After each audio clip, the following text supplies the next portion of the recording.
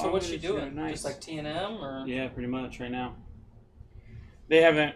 She said she did the safety crap, Right? all that stuff. Yeah, it's like what you get in, then you have to go through all their stuff, and then their training, and then their... She doesn't realize that. I better pull my mic up here. Yeah, that one you got to speak into. I know, you gave me the hardcore one here. Boy. Because this is like ours. Yeah. I've got to make it bigger. That's what he said. I wish I could make mine bigger. Me too. It's just unanimous across the board. Yeah. Brando, do you want to share this to Game Addicts? I sure will. But, How dare you? How dare you, sir? wait, what? I'm confused. Blaine said, "Do you quarrel, sir? Do you bite your thumb at thee? I bite my thumb at thee. Do you quarrel, sir?" this took an unexpected turn. Holy shit. But, so I'll just switch to nice. Do you quarrel, sir? Do you bite your thumb at thee? I bite my thumb at thee. Do you quarrel, sir? I remember in high school when we read Romeo and Juliet and then watched the movie, and we're just all walking around like. Well, we took bite your thumb as in like kind of like a flip. I've always taken it literal. I mean, you can. You It's, definitely can. it's meant to be taken literal. I think. I don't know. I'm not like a Renaissance Italian, so I can't say. Truth. So you see the logo? Movie, and we're just all walking around like. That was me and Brandon's I idea. made that just for you and Mike. Yeah. It was supposed to be just for us, and then he's like, since we came here, I was like, put it up there. Just fucking plug it right in. And Brandon's like, hey, do you not want to do a podcast this week? Yes. Yeah, this so works. This is gonna go up on like both feeds. It's Sweet. Like one show, 2 feeds. Well, this is kind of what we've talked about doing for a while. Yeah. Anyway. Did you log into the Game Addicts? I did not get a chance to do that, but it's fine. I shared it, and I'm gonna share it on our Twatter. Twatter. Wait, Yeah, which is fine. I was going to be useful. What I'll do We're is not that gonna be useful. I'm touching your butt. for the but what- video, I don't know. I will wanted to make just sure I'm log not in Am I sitting on it? to your No, I got Twitch it in at my the house and just download the video, I got keys and in my pocket. probably do something with it. I don't know. I'll figure something out. Either just upload it or do that, and then you can send me the audio Like my new for the car. little thing. Because since we both launch on I Thursday, do. Friends I out wondered there. who that So was. once you get it Yeah, done, because you he do was this. like, they were Yeah, like, shoot hey, it over he my doesn't way, know and then coming. He'll I'll know just upload it Brandon's to my car. Well, I saw the blue cross track and I was like, wait a minute. There's no Normandy sticker. it's on there. But there's a Journey in the Comics sticker? That's still on there. He still hasn't taken it off yet. Whose is that? It was you. And I'm happy. It's my new one. What? I'm just kidding. No, his is a Of course cross you would track. say Mine's that. the Impressive, the gray one across the street. Oh, I didn't even notice it. Yeah. Yeah, that's his. Yeah. I just noticed his. But I thought you had like an N7 sticker on the I back have window. it. Not in the back. They're on the front. Oh, Yes. yeah, they're in the corners. One's in 7 and one's Cerberus. Cerberus, yeah. That's why I didn't notice it. No, I totally didn't see yours across the street. Yeah, just parked across the street. What and is then it? This Impreza, Did you get the hatchback or just, just the regular? the hatchback. There's no reason to What you got in not. there, pal? Not a lot. That looks pretty empty. It's pretty empty. You should have told me and I would have brought a bunch of Miller High Life. Fairly barren. It's funny. I'm tagging my you on soul. Twitter, but it's like Podcastrophe. Yeah. Podcastrophe. I think is what it is. So what I'm gonna do? Wow, we have shit signal here, Blaine. Yeah, we do. It's just shit. Heritage 4. Okay.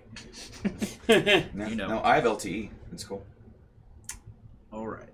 Can you have So, Tyler, I'll let you have the last milkshake. Well, what's the gray one down in the corner? Oh, silver nuggets. Do you want that? Nope. Okay, I'll drink that.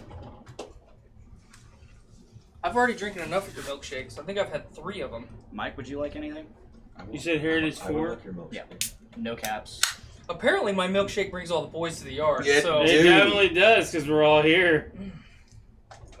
Wait a minute. Did I spell Heritage wrong? wait a minute. Oh, Oh, There's no way. The pre-show is good. so Nate and I did JIC Saturday Yeah. or Sunday morning Yeah. instead of Sunday night. Yeah. And we're recording it, and it gets to the point where it's like time to render and send it over to him. Fat boy getting up. And I went to render it, and it was like, man, why is this going to take 10 minutes? Right, and it's not. Well, let me rewind a little bit. First, I increased my playback audio to 2 times to just blast through like a section of audio real quick, just to make sure that a portion of it did record. Yeah. Those 2 red ones are off limits. My computer does not like Reaper very well. Yeah. So I think I'm going to switch to Audacity. Oh, yeah. Those are good. Yeah, it's basic and... It does exactly what you need it to do. Reaper's cool and all, but... So I render it, and it rendered in 45 seconds. Our whole, almost 2-hour-long show rendered in 45 seconds. And I was like, okay, something is not right here. Yeah. But I didn't even think anything of it, and I put it in the Dropbox, and he downloaded it and listened to it, and I sounded like a chipmunk because it was at 2 times playback speed. That's what I rendered it in. So then I put it at 1 times, but somehow the audio track got moved, so it rendered an hour and a half of nothing before the hour and a half of podcast. Oh, you know what I need? The phone that I just... So it took 10 minutes to render, and I was like, what the fuck? Not fun. Wow. All right, so check this out. I'm going to try and see if I can find it, because I still have it on here. It was the episode that failed. And Could you just search for it? it's down here, because it's right around here that we did it, because it was originally for the live stream, right? For the Extra Life, and it failed. You're on Twitch? And then, Oh, is this the one where you guys sounded like Optimus Prime? Mm-hmm. Add it. Mm-hmm. Speaking of Extra Life, since all 4 of us are in the room today, Yes. I want to talk about that before we all separate. That's fair. Okay, yes, absolutely. I definitely want to talk to you about it as well. Yes, unaired. 104. Might take just a second. How are those lights in Surfacer and ED Sand now that I changed all? I've only seen them once. They're fucking bright as shit. Yeah, Are they? yeah, they are. You guys can turn those down so they're not so. They bright. are turned down. Yeah, they are turned down. Well, are you talking about Surfacer or Surfacer's ED Sand? Surfacer's at 30%. Yeah. ED Sand, I don't know. Probably about the same. I was still high on Red Dead, Mhm. so I played the song beforehand. Man, the ballads in all the Red Dead games. There, I shouldn't have followed you. You sound like you have like popped vape Right now, in your I'm mouth. obviously making the video version for Twitch on Wednesday. We'll go live on YouTube on Friday. Oh, that's great. Is that our... That's Yeah. Optimus Prime. Unaired. That's the one that we were bitching about. I called it Red Dead Black Friday. Come on, Mike, talk. It just gives me a little bit more time that way on that front. It's like, You sound like an upscale Jewish lawyer. I am, all Did right? you hear Mike? He went, because now I do all the editing here, I get everything uploaded, and then I listen to it in the car a little bit to make sure the levels sound okay in the car, because I'm a car podcast listener, so it's got to sound good to me, right? And I actually have one issue where I can hear myself, and this isn't good, so I go home, crank the volume a little bit, re-upload. It gets deeper. It like changes. But today is Thursday, if you're listening to this, on audio release day. Well, it's Thanksgiving. Which You you're guys not sound like much you're gonna of start a that blues release day. Right? Maybe we should do that. Make sure that happens and just do Yeah. something crazy. yeah. Anyway, Sunshine. this is never aired, other than the live feed that aired. Yeah. I still have it on here just to one day when I'm like as a funny. Hey guys, there's you're drinking. Yeah, you're about to do again. One day I want to air it because we recorded a podcast at the beginning of Extra Life, Right. and it did this. We had no idea. Jeremiah knew about it. He goes, "Man, they sound weird," but didn't say a damn thing in the chat. Yeah, he didn't say nothing. That sounds about Said right. nothing. That sounds and about then right. and then the whole I stream. didn't know you had any of those left. I got one more What? after this. Well, can I just I taste want that to drink. one? Where's mine? Yeah, Brandon doesn't have a beverage. Yeah. I was the first one to say something. Yeah. You know Blaine? what sucks? I probably should have got. Hey, I hey. probably should have got my co-host to drink while I was in there. Hey, you mind sharing this on your feed? Nah, I'm not gonna offer you a beer. I offered everyone beer. Me and my 1,500 right? followers just Pre-show. on Podbean. What the fuck is this? Candy Ooh. Crushable. It's all right. I was It's not my gonna favorite. try That's that good. too. That's good. Pale ale with lactose sugar added by 18th Street Brewery. Yep, that's up in Hammond. Is it Monster. really really milky? Are these made from real younglings? Liquefied younglings? Yes. We reviewed the holotapes. Damn. We saw Anakin killing. That's younglings. Is this the last one you have? That Yeah. zombie dust isn't All right. bad. I don't I've want never it. had You a don't zombie want dust. I don't want it. I don't want it. Oh, fuck it, I'll try it. I don't want it. Really? Ah, Okay. Alright. it's okay, pal. Yeah, it's okay. Okay. Anyway, so we did that Extra Life thing. It failed. The entire stream crashed, and we were like, and then it came back, or we got it back up, and then it didn't sound weird. And only after I was testing stuff, I realized that whole first hour is useless. So we only had 12 hours instead of 13. Before you open that up, do you want to try this out? Sure. It's pretty good. So then I'm like, all right, we got to redo it. So then we recorded on the Wednesday before Thanksgiving, like normal. That was that episode. Right. It did it again. So then on Thursday morning, I woke up to do the podcast, tested it. It did it to me again. So then I got it to not do it. I recorded at 40, and then it came back hired ass, pissed off review, grumbling at 8 o'clock in the morning. I am not happy. And I did my little quick review of Red Dead, and then I realized halfway through it did it to me again. Did you ever figure out what was causing No, it? because it did it to me again the other day. Because I went through and helped him update all his drivers, make sure everything was good, and then it stopped for a little bit. He's like, all right. And then he's like, hey, it did it again. All right, so on the episode that I did, see, because if you hear that one, it has clicks. The other one didn't have clicks. So I went through and manually changed the octave to my natural voice. Tedious as shit. Oh my god, it was ridiculous. So What if you missed a spot, so you're talking normal and You just hit Barry Manilow for a second. just like 3 words. I'll of be fucking honest with Optimus. you. Okay, I don't go back and listen to our stuff very often. When I do, it's usually when you're up. Which I listened to episode 92 the other day. And Which one was that one? we were all talking about what Anthem was going to be. Ooh. And it was really cool to Terrible. hear what we were all saying back then. You know, like a whole year ago. And then it became a steaming pile of shit. Pretty much. Shit. Yeah. Oh, shit. Yeah, you right. Like that new Butterfinger. It's a Fucking Butterfinger. Hey, wait. I wish I was recording this right now. Wait. Where is it? No. I want it. Oh, no. yet. Not yet. Oh, that's bullshit. Not yet. And we're not recording. We're not recording. This isn't the show yet. This is pre-show. This is pre-show. There's We something can I'm start. supposed We to can do. start. There's something we can I'm start supposed this to Are do. all Okay. of our mics armed and ready to go? boys? Check, Yes, check. they 1, 2, are. 3. All right. Check, 1, 2, 3. Bullshit. Check. I feel good. I feel good. If only I had a Barry Turn me Manilow up, voice. Lane. You're good. I won't be because it's going to be sitting off to the side. That'll be good. It'll be like this. All the time. You know what this tastes like? Probably. You need to hold it. I'm lazy as fuck. Every other IPA. IPAs all taste the same to me. I'm The just majority saying. of them do, for I'm sure. just saying. Last time I had like a smoothie, it was different because it had different shit in it. I'm Oh, the slushy. just bitching about how IPAs all taste the same to me. I'm like, How about that one? The it majority of tastes them like every do other all IPA taste I've the ever same. had. Are you serious? That's super juicy. You think that tastes the same as like all other IPAs? Like the whole IPA craze is more about mouthfeel than it is actual taste at this point, because it's I don't either know. That's a hazy boy. it's either pineapple, chocolate, coffee, or juice. Juice. The strawberry one was actually good. I actually kind of enjoyed it. I didn't like Juice. the s'mores one was more of a sipping thing. I could sit here with sip it a little bit and talk, but whatever. The s'mores one's like It's aight. eat a big fucking piece of cake and then drink that thing with cake. I have 1 s'mores left. No. Let's see what this fucker tastes like.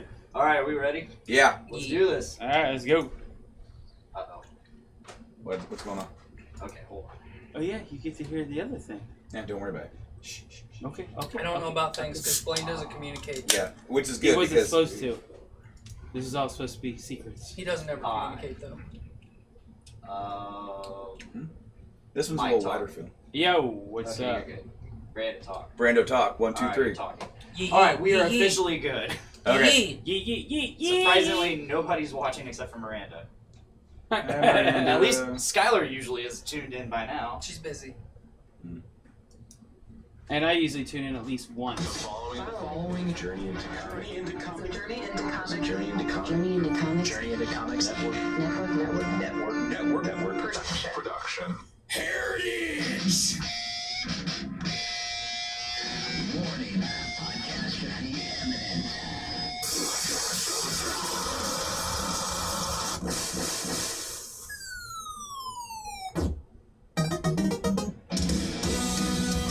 Fuck yeah.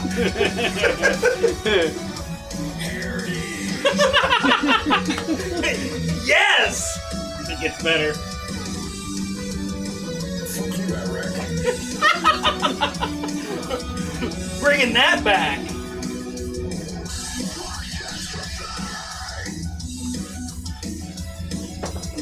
That is so fucking awesome. Is that an What iPod is shuffle up? on your desk? Is that an iPod shuffle? No, what is up, ladies and gentlemen? This is Podcastrophe, episode 99. We are one away from 100. Mm-hmm.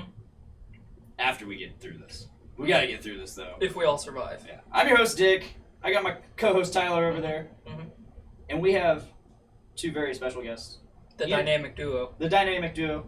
You know Brandon. He's been here many times. What's up, Tutorinos, and welcome to the Game Addicts podcast. This is a dual cast, two casts, or one cast, two feeds. This is our episode 131. This is the same show. We're just using the same show as them because we're being super lazy this week. And why not? We're getting the four heads together. It's funny because all of us have been on this show at one point or another, but not all of us have been on the show at all at the same time. Mm-hmm. Wait, I've never been on a podcast. Yeah, you've never been on a podcast? No, as far as the Game Addicts episode, none of four of us, and you've never been on a podcast should be ever. Mm-hmm. Crossing the So, streams. that being Milestones. said, welcome to Podcastrophe, Mike Norris. Yeah. Yeah. Hi. Can you do me one solid? You look very nice today. What do you want me to do? You look sweet What do you want and me to cuddly and cute. Yeah. Can you please turn the microphone so you're talking into it? I am talking. Because it literally only works if you talk directly into I it. hate this phone. Well, I know. He picked it. I Blame know him. he did. He see, this is something I don't I see. I love Blaine. He's a technological wizard 90% of the time. It's one of the only things that goes above 30% in his life. Yeah, you're right. But he always gives the quiet person who doesn't talk into the microphone the No. quietest I microphone. gave it to him because he's the loudest person, besides you, That's not true. at work. At work is different than And here. you're talking at a Now very I am. voluminous He is always the loud one. level. Voluminous. He is Voluminous. always the loud one. I'm always the one. He's like, you gotta talk louder, man. I turn it up, turn it up, turn it up, and then he makes me turn up too loud. Yeah, and he's but- like, well, and then you're he, too and loud. then But Mike get this. responds with, Yeah. yeah. Get this, get this. I took into consideration the fact that you're going to be here with Brando and Tyler. That's fair. And you're going to I be can't riled argue up. that. You're going to be riled up. Mhm. You're already riled up. We're skiing. we're all sweating. We There, all got there the comes meat a point. sweats. There comes a point in every man's life where he needs to ski at least once. That's your day to day. I'm a professional. The thing is that you are a star-studded man across the podcasting world right now. Yes, You you are are. the most in-demand host of anything right now. You are being shared between 3 different shows. I've got what people crave. Well, see, the thing is that Electrolytes. in my It's all in your sweat. I've got electrolytes and minerals. I see you doing the big Dave face that like this. And we're Yeah. just sitting in front of you, you're like, Tyler's dick is raw. So- from all so- the sucking it's gotten. One of the things that is like a topic, at least in the last couple hours, is while Nate and I were recording Sunday morning, at one point, I can't remember if it was Thursday when we recorded or Sunday morning, but either way, at one point he said, "Jack off into a pool of my own tears," Yes. and like lots of phallic references and sweat, mineral infused liquid from bodies. So that's just kind of the trend right now, I guess. Yeah. I mean, I thought I would go 2 weeks in a row wearing clothes that didn't mirror the green screen, but I literally was like, man, I need a tank top. Fuck, I don't have any tank tops other than the Han Solo one. we're very glad you wore a tank top today. But it's the Oh, Han yeah. Solo one. Yeah, So we can I've see got them guns. I've got no drag right now. Maximum high speed, low drag. That's very good. That's very nice. Sorry, Mike, you got the bad hand, but it'll get the job done. Hey, I'm a simple man. It doesn't take much. I've got needs, It doesn't take much, but they're okay? simple. Oh man, so glad that we could be here today, here on the show. Same. I don't have that many topics, but I have a few, and that's all we need with this bunch. Hey, I have my normal amount. Because we can Zero? Zero. Oh, come on. You've got a couple every now and then. Especially the episodes that we've done, the three of us have done together.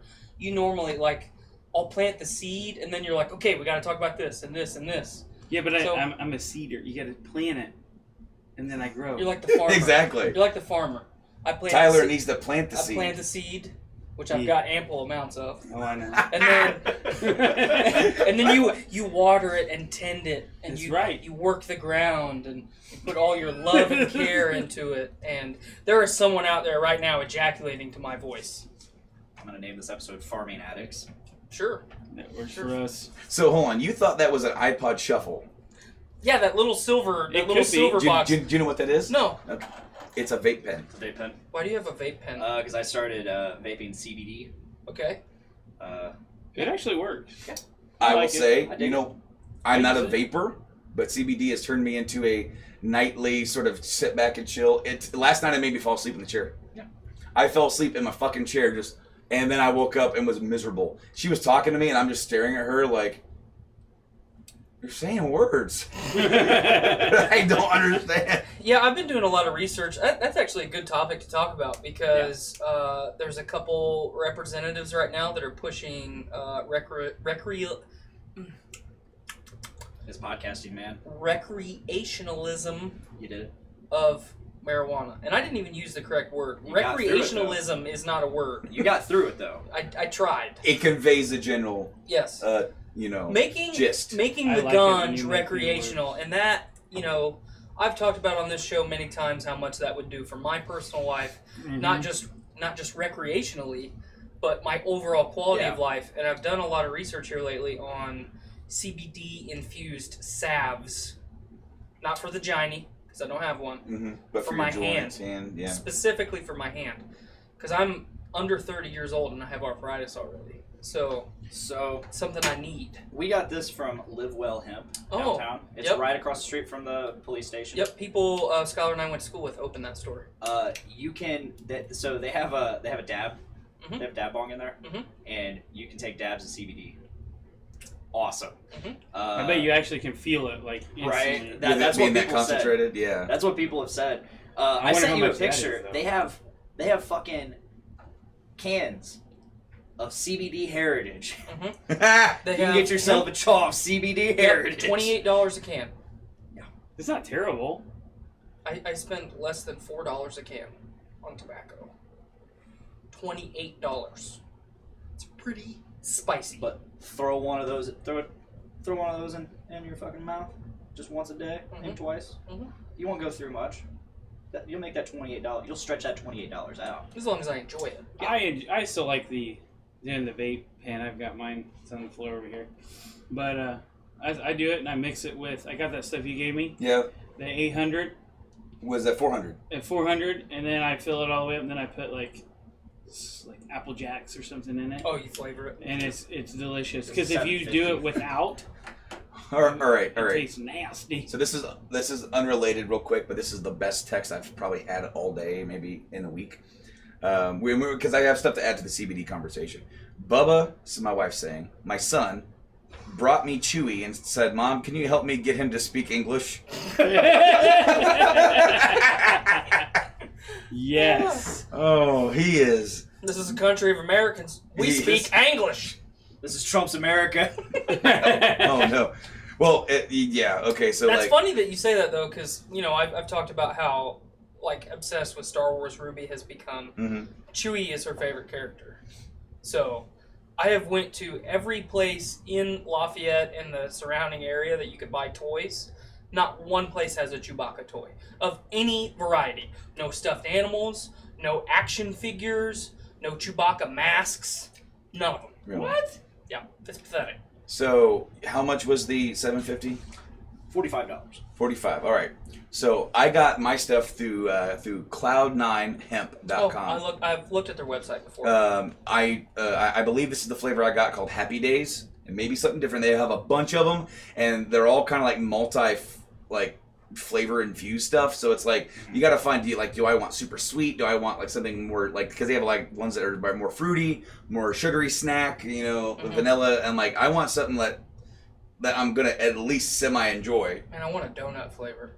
Right. But anyway, I got your donut right here. they don't even sell 400 anymore. But 500 is 50, and 1,000 is 80. Now my gift to myself For How just many the juice or milligrams? for just the juice. Okay. How many milligrams? Just said that. Son of a gun. 500 was 50? 500 milligram of CBD, and then the bottle size. Milliliters, I'm sorry. I meant milliliters. It's like 1 ounce, 30 milliliters. And that will last you a while, especially if you only do it at night, like I did, because I had the 1,000, and I bought that because I was doing the 400 just to see if I liked the flavor. We got a deal on it to where we essentially only paid shipping due to my wife is a coupon hounder for deals, and we got something again where we spent over 100, but I got a 400 and I got another 1,000, and so for like $100 for that, because it was like the 400 was like maybe 35. So, $100 for everything, especially since 1,000 is an So you definitely got a deal. I got a deal. And so I got the extra 400, and I'm like, I'm going to try 1,000. And the first night of me vaping that 1,000, because, 400, I vaped for a little while, and I'm like, all right, there we go. I'm relaxed. It takes a little while. It does a little bit. Sitting there vaping it, hitting it, watching TV, or playing a game or something, and you just feel like relaxed and calm. My back starts to relax, that bad spot in my back. I'm like, yeah, there we go. That 1,000, I'm hitting that thing, and I'm like,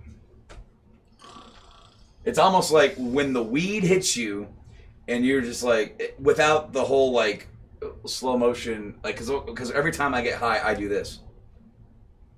And in my head, and then I'm doing this right here, and my head's back here doing it, and it's almost like slow motion. Yeah, it's like my head's moving and the motion has to catch up to me. You're like the Lord Commander in Chronicles of Riddick when he does his little time jump. Yeah. Yeah. But anyway, that same sort of like.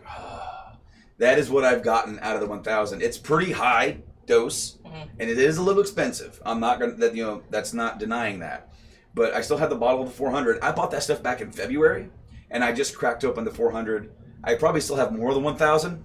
Same size bottle, same size bottle for both. But the 1,000 was starting to get lower, and I hadn't used it in a while. Of course, you're not really supposed to let that stuff sit for too long. So I just added the 400, because I'm using her vape, because she's not vaping, obviously, because she's pregnant, and she actually feels a lot better since she stopped. Oh, that's good. Because she was vaping, like, just a very small nicotine amount, whatever. And then completely is, like, no more, and it was making her feel sick. And then, so I just, I adopted her tank, and then something went wrong with that, so she just gave me her new one that's like his, and I'm sitting there watching Star Trek. I'm one of the cool kids now. Well, you do drive a Subaru too, so it makes sense. Like this. Yeah, except his looks beat to shit. I wonder. So I don't get much out of this. It's No. a tiny little thing. I don't get a lot. So I wonder if I were to switch to a bigger dealio, if I'm good right now. You see, it's right here. Well, like, if I would feel its effects more. Is there juice in it right now? Yeah. Is it cranked all the way up? I just turned it on. Okay. I don't think it has an up or Hold down. button and suck. Yes. Hold It on. has 3 voltages. I keep it on the lowest. You better turn that up. Get it. oh yeah. Yeah. Not breaking eye contact. Look at Look at that. that. I taste no flavor whatsoever. No flavor? Cherry pie. Let me see I don't know that. if I get flavor out of it. But I also have tobacco in my mouth too. No, well, there you go. Yeah. Wow. Now, No, it'll burn me. At some see point, what you I may love. need to move your truck. Okay. Someone's in my parking spot. Who's in your parking spot? Oh, Don't you usually park right in front of my house? yeah. That's where he was. that's where he is. That's where he's parked at. Buddy, I tell you what. You've got to suck on this thing to get anything out of it. That's why I sucked on it for literally a minute. There's no wonder you ain't getting shit out of it. I do pretty fine. He does the. Nope. He's like Chandler in Friends when he's doing that when he's trying to quit smoking. But damn it, boy. Now we're all just sitting here watching him. We're back to where I was at. Yeah. Yep. Mm-hmm. Don't For break me, it. all I have to Don't go is, break it. and then I have a good enough hit, and it like fills my lungs. Yeah. Nothing. You didn't comes get out. shit. No, I didn't. Nothing. You got nothing. Your iPod Shuffle sucks. Yeah, It's no wonder. It's $20. Yeah. You got fucked. Yeah, you you need to did. turn it up. Turn the voltage up. That was a puff.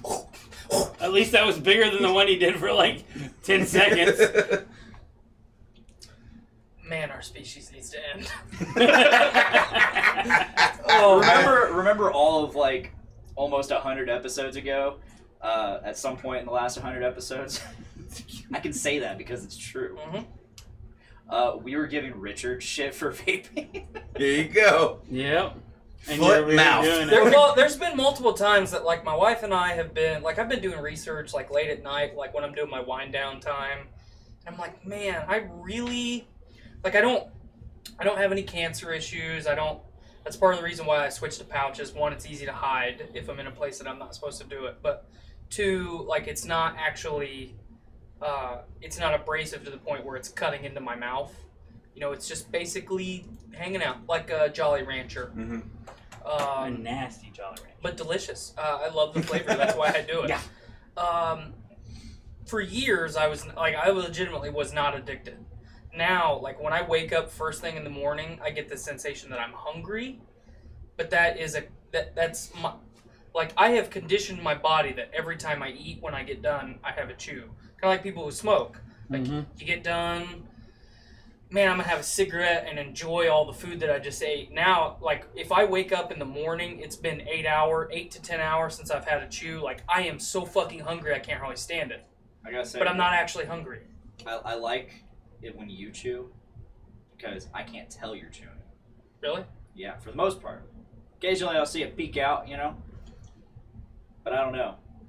However, I'm like a chipmunk. We John. When he's chewing, when John Welk chews, he's got this giant fucking. He's gonna talk like and he's trying to hide it online. He's like, hey, when he first got there, he's like, hey, can I, where do I chew? And I'm like, just chew online. Just make not obvious.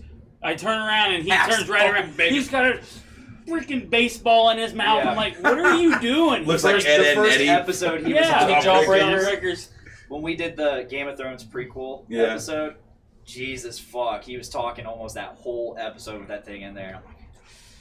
And that's one thing that I have noticed. Like, it helps me relax. Obviously, that's why I do it so much. Mm-hmm. And it also slightly helps my regularity with my bowels. But my podcasts struggle sometimes because it's in my mouth and my mouth's not moving like it should. Use that again.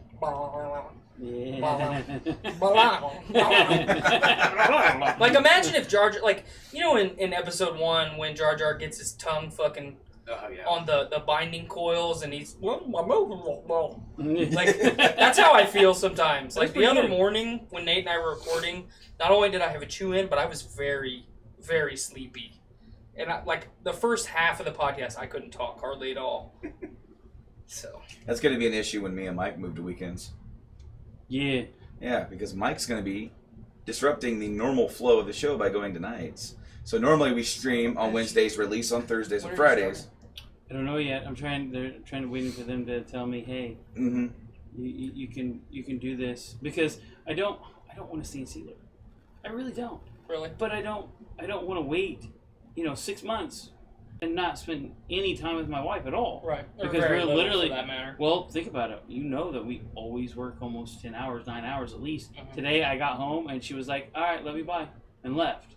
And we got out at 3. I got at 3. I did that for 5 years, my man. I know exactly what you're talking about. Yeah, I'm just like, I don't really want to go through that. So I'm trying to get him to let me be able to transfer. Full-time to nights? Well, full-time to nights, but then be allowed to transfer again. To a job that without waiting 3 years because I don't want to stay in Sealer another. Where are you trying to go? Anywhere. CFI line sounds great. That's like you check the car after it's already completely finished, make sure everything's good. Go hang out with Brenda. Brenda's on days. You're on days. Earl's on CFI line that's too. right. You'll be on nights. Yeah, Brenda's on CFI line in the middle, and then Earl's at the beginning. Man, we're gonna lose you and Nate. Where's Nate going? He got forced. He's getting forced to mixed team for 6 months, up to 6 months. No shit. Just somebody's out. Somebody got put in a hospital. Yeah. Is that why she talked to him? Oh man. Well, Riggins talked to him. Oh. He walked up to her desk and he goes, right, "You need to go see Scott Riggins." He's like, "Oh shit." You're handling chemicals all the time, and a lot of people. Oh man. That have been on. So he's gonna be over there on transfer. That's the only thing he's gonna be doing for 6 months. He's gonna love it If though. you do what you're supposed to do, Maybe. it doesn't. If he doesn't get too bored, but I don't most of want the time overtime. you can't do what you're supposed to do. I don't want overtime because my biggest thing is that me and her talked about it. Is I want my if she's gonna be working the whole time. The whole point of me working shutdowns for the extra money. Well, she's gonna be making $2,500 extra a month. Mm-hmm. Well, I don't need to work shutdowns anymore. She's bringing home $32-something thousand a year. Yeah. Well, why don't we take You this have and an extra actually income. go do something? Right. And I mean, this is the first year that I've only worked 1 day of shutdown, and I was like, "This is awesome." And you didn't. And I worked. I didn't know you were there. And I worked a buttload to save money for my kid, and they fucked me. Yeah, they did. Fucked me. I told you, you gotta wait. So, to cheer myself up, and you guys, because it's terrible, here on Podcastrophe, we have read these bot-written scripts before. Oh, yeah. Yes. And I saved this from the other day. It's hitting me a little bit. I'm relaxed now. I forced the bot to watch over 1,000 hours of horror movies and then asked it to write a horror movie of its own. This is good. I'm going to read this. Yeah, he read it to me the other day. Horror movie, exterior, house that wears hockey mask. Okay. That's your sets the stage right there. Yes. An old man cuts the grass by stabbing it with an axe. Yes! That's metal as fuck. That's heritage as fuck. 4 teens arrive in a car that runs on sex. Is it bad? Oh wow. Is it bad? I already picture Tyler being the old man. Hell yeah. God damn you, gross! Not cutting the grass, stabbing the grass with an axe. They exit the car. It is spring break. Time for teens to guzzle fluids and die off. Yes! Yes! That's the best line in the whole thing. Accurate. Teen number 1. Old man, you do not belong. We rent this house for a week of young teen times. Of young times, I'm sorry. Young teen times is better. Nice ad lib. Old man, I am caretaker. I care. Do not stay in the house. Kitchen is a monster. Witch is basement. Beds are ghosts. Sink hates priests. And TV is a book. TV's a book? Yeah. TV's a book. The TV is actually the Necronomicon. Moving picture book. That would actually be awesome. Team number 2. I'm just saying. Team number 2. Get buried. You're a waste of age. Get buried. You're a waste of age. Oh. Team number 2 is the state jerk. His college major is vodka law. Oh, shit. Team number 3. Maybe we leave? This place gives me the creeps. I love crepes. Team number 4. Stop acting chicken. Your virginity is making you a bird as usual. The house door swings open. A little girl comes out orphanly. Comes out orphanly. Oh, shit. This shit just got real. Team number 2. Your sobriety is not appreciated. Episode title. Oh. Team number 3 throws a can of gin at little girl. Hey, what can I do for you today? Yeah, I'd like a 12-pack of gin. Throws it at him. The little girl turns into a Texas chainsaw, but is still an orphan. The Orphan Chainsaw Massacre. Texas chainsaw. Die, y'all. Houston, Dallas. Oh man, I love these fucking bot compilations are fucking fantastic. I have not read one yet that is not just gold. Team number 3 makes a scream. Team number 4 makes a scream too. Written as the number 2, like the movie. The Texas chainsaw cuts off teen number 2's body. His blood says hi to all. Team number 1, no. Team number 2 needs a body to drink. Team number 3 calls 911. But her Frankenstein answers and is upset. How dare you call this number? I've been trying to reach you about your car's extended warranty.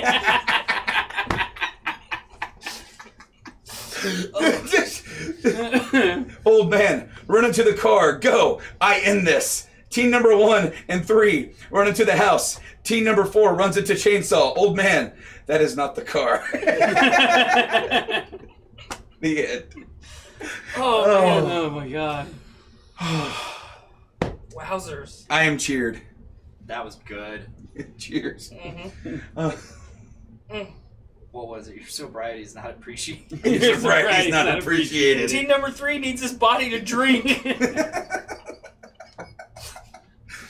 Die, y'all. Houston, Dallas. That's not a chainsaw, boy. Oh, man. Oh, So that sure did set the stage. yeah, I feel good. I'm actually doing my due diligence and actually taking notes on the episode. Good. What? I know. You have struggled with that for a while. Absolutely. And I'm not here to always take care of you. True. Well, normally I just listen back through and yeah. I just finished a 115-hour podcast. No, excuse me. 115 episode podcast that every episode is average 3.5 hours long. What is this podcast? Critical Role. Oh. Nice. Critical Role Season 1. I'm now only 32 episodes behind on Season 2. Awesome. Nice. So, Mike and I just guested on a podcast. As of this airing, I think it airs next week, he said. Yeah. The podcast is called the Endgame Boss Program. And these two guys, he just reached out to us. His name's Jeremy. And he's like, dude, I love the show. You guys are awesome. Awesome episode. We'd love to have you on. And we were their first podcast guests cool. on their show. And it went great. Like, quite literally, what I could say, I don't know if this is going to make air in that episode because we both recorded on our end, and sent it over. But quite literally, it's funny because you never quite know how you're going to jive with people, how you're going to adjust, especially people you don't know. That's the first time for me being on a podcast. I don't know anybody. I'm going in fresh. Me and one of the guys, Tyler, we totally Tylered out. Dude, yes, they nerd out and they start talking about amiibos, and I believe that was Jerron. Mm-hmm. Yeah, you guys just start talking about amiibos, and Jeremy's like, "Wait a minute, are you guys doing a podcast?" And then he goes right into the, and I'm like, record. Well, yeah, he just does the intro. He doesn't say, okay, we're getting ready to do this. He's just like, are you guys doing a podcast? Yeah, kind of. Welcome to the Endgame Boss Program. And we're like, whoa, shit, we're both over here going. It was a great time, and be on the lookout. Go check out them and subscribe to them on Podbean, as well as the other Spotify's and Apple Podcasts, wherever they're at. They're good people. Yeah, they're good. They're good, awesome peoples. They love games, and just like we do. And also, you never know when me or Mike might show up back on there again. It was a good time, and they asked us to do some more stuff. Yeah, and definitely interested and down. Kind of like a Gamers of the Round Table. Kind of, yeah, like kind of a round table, getting other people from other podcasts in. And I really like those multi-production collaborations. Mm-hmm. Because everybody, your guys' show, when it's just you two, and your guys' show, like when I come on and guest, they're two different. They're two separate things. What's funny, Jeremy said, he goes, I actually thought there were 3 of you. I'm like, there are. He's in our hearts. Yep. Tyler McLaughlin. We talk about it all the time. We're like, if there's ever a third person, it's Tyler. Well, all he has to do is show up at my house and just be like, I'm here to podcast. Like I did that time. Kick down the front door. I'm not wearing any pants. I told you. Sorry, Joanna. You're going to have to leave. And she just kind of looked at you and is like, whatever. He's upstairs. Now, here's the thing. Team number 2 screams in terror. See, the awesome thing is that we had you on for the first part of our E3 review. First time we ever split it up in 2 this year. And, that was awesome having you on for both the live stream reacting for Xbox's, stream for their press conference and that. But, for now, me and Mike, we don't record in the same spot anymore because we have our own little setups. And it's, you know what? It's honestly a lot easier because I don't have to haul everything. I can be home as soon as I'm done. I can just walk out, and be with the kid and whatever. And here I am on one end, just watching you guys have fun. You'll be in my heart. I'm over here doing this, like I got something to say, and you guys are like this, looking right at each other, gazing longingly into each other's eyes. Well, there was a couple, I'm glad that you brought that up because, we talked about it a lot when we recorded that episode, but I feel like the aftermath of E3, we're towards the tail end of the summer now. It's almost August. And I don't feel like Microsoft got enough recognition for how good their E3 presentation was. I mean, they really killed it this year. They did great. Much like they did last year. Everything that they did last year was great. They doubled down on it this year. And with what they've done with Game Pass and, Phil Spencer leading the charge and just being someone who just loves video games of any variety, it does not matter. The publisher or the system or what have you. He just wants people to enjoy video games and have a good time. And he has made that a part of Xbox and Microsoft's brand. And what more can you ask for? I feel like Xbox, and here's what happened with that. They went first, or second if you want to count EA. But they went first, got all that stuff. They had a great show. A lot of people criticized them for not having enough gameplay, which, okay, sure. But they had enough. They had so much to show that it was because of the absence of Sony. There was extra third party there, and so they had to go somewhere, and it went on Xbox. It was a long show, about the same amount as a year prior, as you said, doubled down.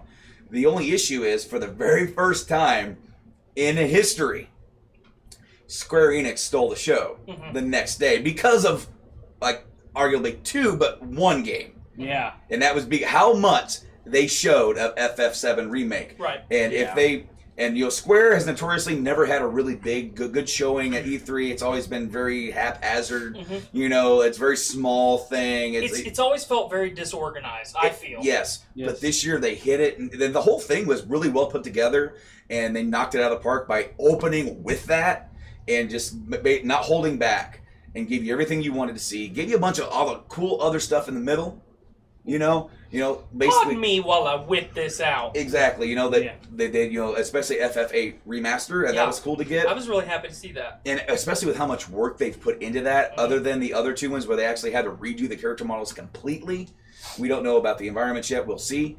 But even if they did something like they did with Final Fantasy IX, I'd be okay with that. Right. Well, but see, now the character models are going to look even better comparatively. Yeah. However, then they close it off with the first look at the Marvel Avengers, and that looks sweet. Yeah, it looks pretty sweet. I want to see more of that, and apparently gameplay hasn't been shown in some places, especially at Comic-Con. Yeah, Comic-Con. And actually some of the bonus skins and other outfits have been revealed, or leaked out, where Hulk is wearing like a suit and a hat, looking like a gangster. Dapper Hulk. So Dapper Hulk. We got some comments. All right, lay it on us. It's all Pod Daddy Nate Phillips. Pod Daddy. Who is the fucking 10-year-old hosting the show? There you go. Yeah, Shout out Brando and Mike. And he says, Dick has been quiet as a mouse. Ha ha. Well, to be fair, we only just started geeking out. Yeah. Game Addicts Takeover with Live Observer, the Dong Father. Oh, man. Thanks, Nate. Tyler is enjoying his skiing I am. down the slopes. I am deep in the white, frothy slope. Yeah. Oh. Frothy. Terror intensifies. That frothy is such a loaded fucking word. I love man. it. It's one of my favorite. It's one of my favorite words. That's a word with texture too. It's like moist. So I have a... Frothy is the dad voice version of moist. Yeah, you're absolutely right. I have some keep this a little bit under control. Guided. A couple of gaming rumors. Okay, lay it on us. Red Dead Redemption Remake, reportedly in development at Rockstar Games. I saw that yesterday. New rumor has surfaced that claiming that Rockstar Games is currently working on a remake of Red Dead Redemption. that will release sometime in late 2020 or early 2021, which presumably suggests it's in development for both PS4 and PS5 and Xbox One and Scarlet, as well as maybe PC. We'll see. It shares a few interesting tidbits about the remake, alongside Rockstar is also working on a Red Dead Redemption 2 story DLC featuring aliens. Yeah, I read that article yesterday, or an article referencing that yesterday, that said it was going to be kind of in the vein of Undead Nightmare, just less undead focused and more alien which makes sense because of all the alien stuff in RDR2.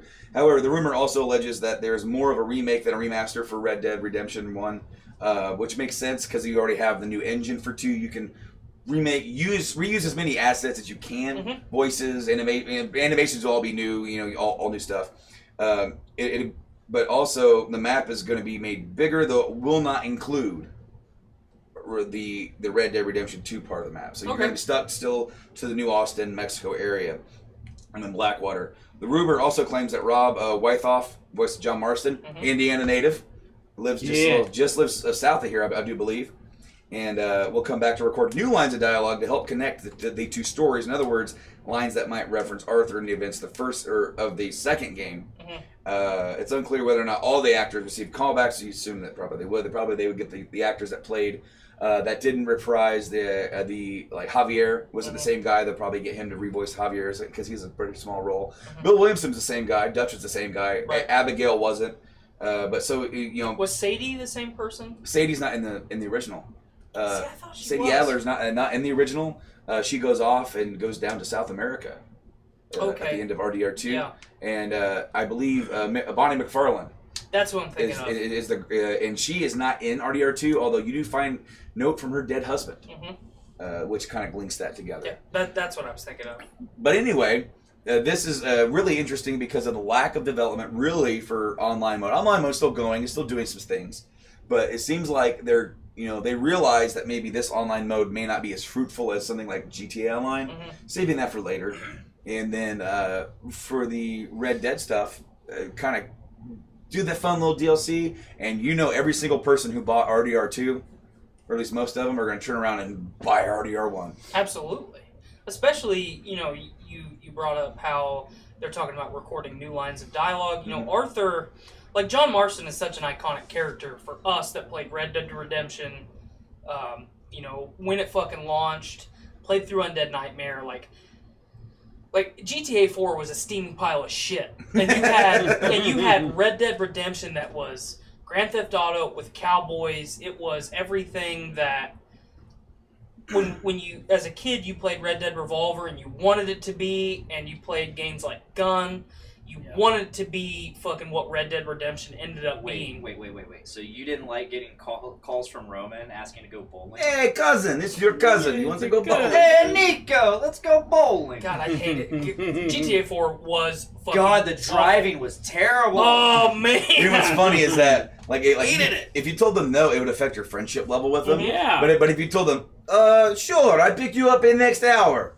Never did it. Well, then you call him back. Right back. You hang up. Click. Hey Roman, gonna have to cancel on the bowling. Okay, cousin, maybe another time.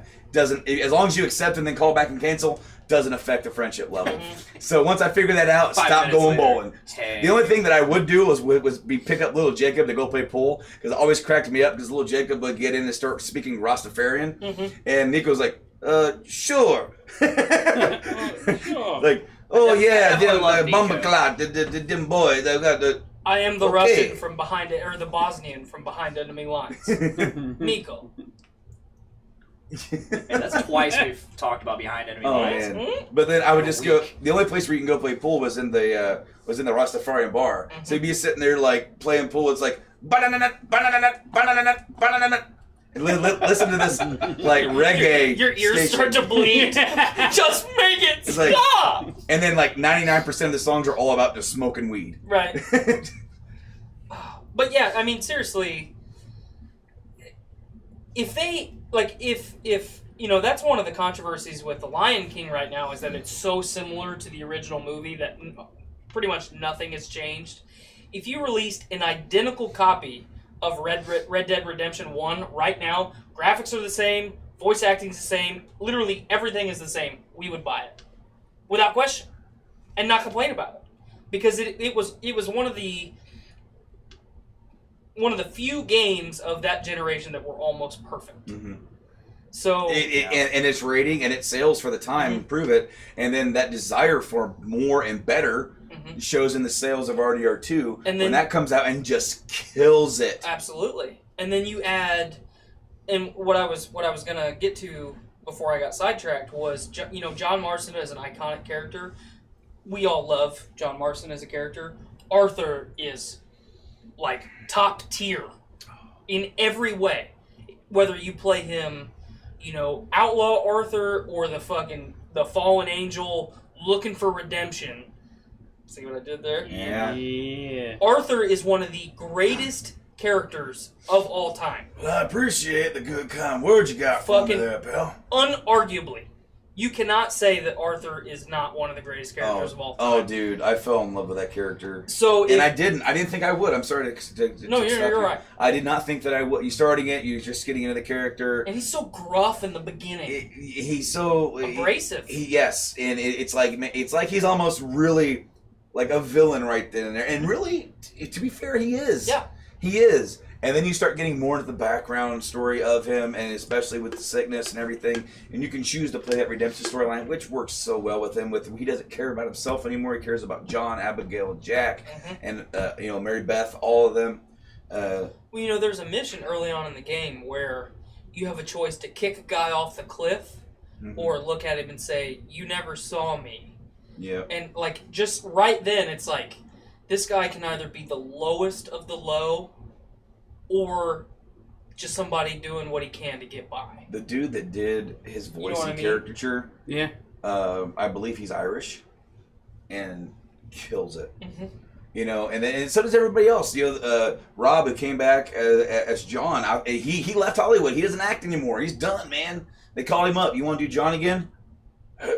Hell yeah, I'll come back and do John. You know, he's working on a farm down in southern Indiana. That's all he does now. He works on a farm. Really? He's just a good old boy. Yeah. He's going to be at Indiana Comic-Con next year, or like something coming up. Yeah. Oh, cool. And he's going to be there. It's like, I kind of want to go just to meet him and have him sign my shit. Yeah, shit. Because he's such a cool, laid-back dude. And they all are. Because it's funny, because then when you meet or see like what Dutch looks like, the voice actor, he's kind of a bigger dude with a beard. But then you hear the voice, you're like, dude. We just need a plan. We're going to Tahiti. Oh, come on now, Arthur. We need a plan. Look, Arthur, there's this train. There's always a goddamn train. You just need faith, Arthur. Okay, so the guy that plays Micah, do you know what he also played? Did you ever play L.A. Noire? Yeah. The psychiatrist. Yes. Hey there, Courtney. That's Micah. Cool. It's the same dude. It's put a mustache on that dude. It's the same guy. And it's like I saw an interview with him, and he has the Micah mustache now. Nice. It's cracking me up. But no, Red Dead. I really hope those rumors are true. Full on. I'm on board. There's another thing that I have very, very, very, very, very quickly. Hideo Kojima, of course, Death Stranding coming out this year. Yes. Took a shot at battle royales. Okay. Oh boy. Yeah. He was doing an interview. Sorry for all my beer burps if you're hearing them, guys. He said for this show. Yeah, right. If you're not, it's disrespectful. He said the easiest way to make money is to make a game where everyone's on an island trying to shoot each other. I don't want to make that, and that got a big applause. Yeah, I mean, if you really break it down and put it under a microscope, I mean, Fortnite's still popular, PUBG's still popular, Apex is, just as popular as ever, and really the only one that people want to talk about at this point is Apex.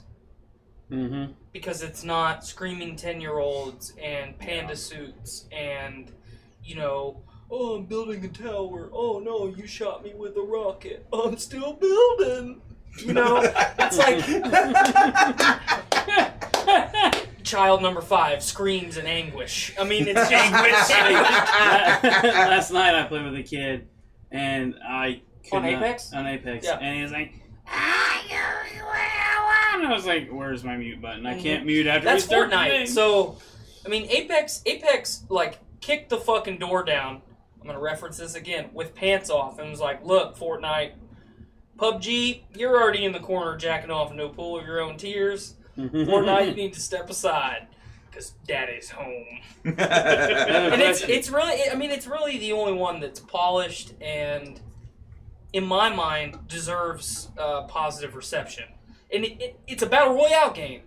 So if you look at it as more than anything than that, you're going to be disappointed. But if it's just some quick fun with some friends, absolutely. But I love that Kojima is one of the only people in the industry to stand up and say, fuck this. Fuck this. This is fucking dumb. Because he's not wrong. Yeah. You were saying, Mike? What voice does Troy Baker play in Red Dead Redemption 2? Troy Baker's not in Red Dead Redemption 2. I know, but he's in everything. He is in everything. Don't get me wrong. You're not wrong. Because, I mean, he's probably an extra He's somewhere. probably an extra somewhere. He's in Avengers. Yes, he is, isn't he? He plays Banner. Banner. Nolan North. No, Nolan's not in there. Yeah, Nolan North plays Tony Stark. Yes, and then who plays Cap? You know what? It's some new. I don't know. I didn't. Travis Willingham plays Thor. But it's really cool. It's really cool seeing Troy Baker and Nolan North in the same project. Because they're two of the iconic voices the of three everything. titans in voice acting. Yes, between Tara Strong. Well, her also for sure. I was gonna say Matt Mercer, Nolan North, and Troy Baker. Who's Matt Mercer? Leon Kennedy.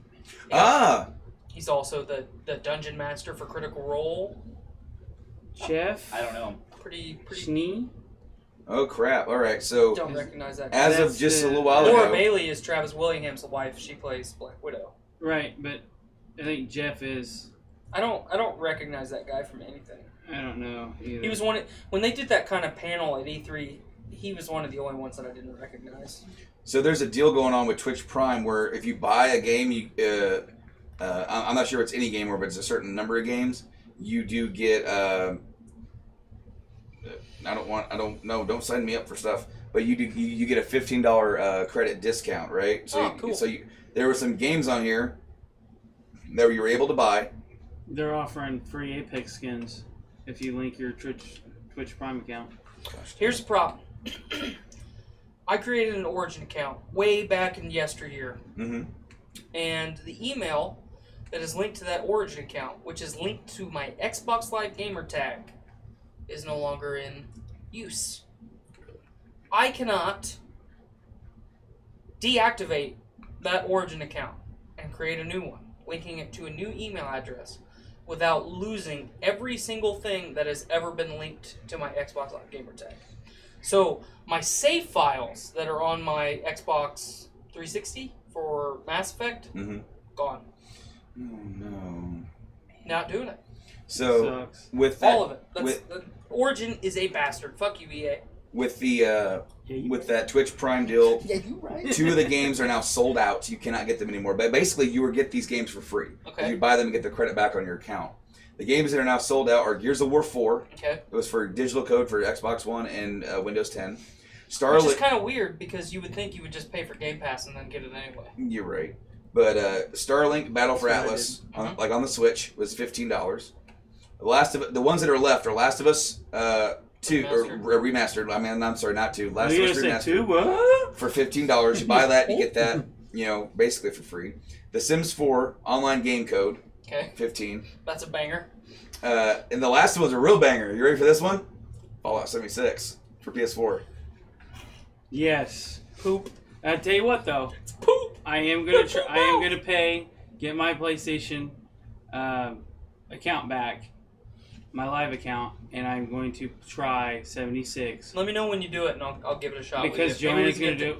Maybe we can get this weasel in there with us. Sure. Because it's gonna actually be a Fallout game. Maybe. I still have the game, so Maybe it might be a Fallout. It's gonna have game. story. People are coming back. Well, here's the thing. What if it's a fucking 5-hour long story? That's what I'm saying. So it might be a Fallout game. You're still gonna have the bugginess that was, we've all accepted as fans of Bethesda. Yeah. Oh yeah. Which was over the top in 76. Like, I'm gonna jump on 76, boot your game up, drop in the world, game crashed. Okay, I'll try it again. That is one of the most frustrating things for me, is because to solo get a nuclear code takes a while. Mhm. And I was like, cool, I just got the capability of making a nuke.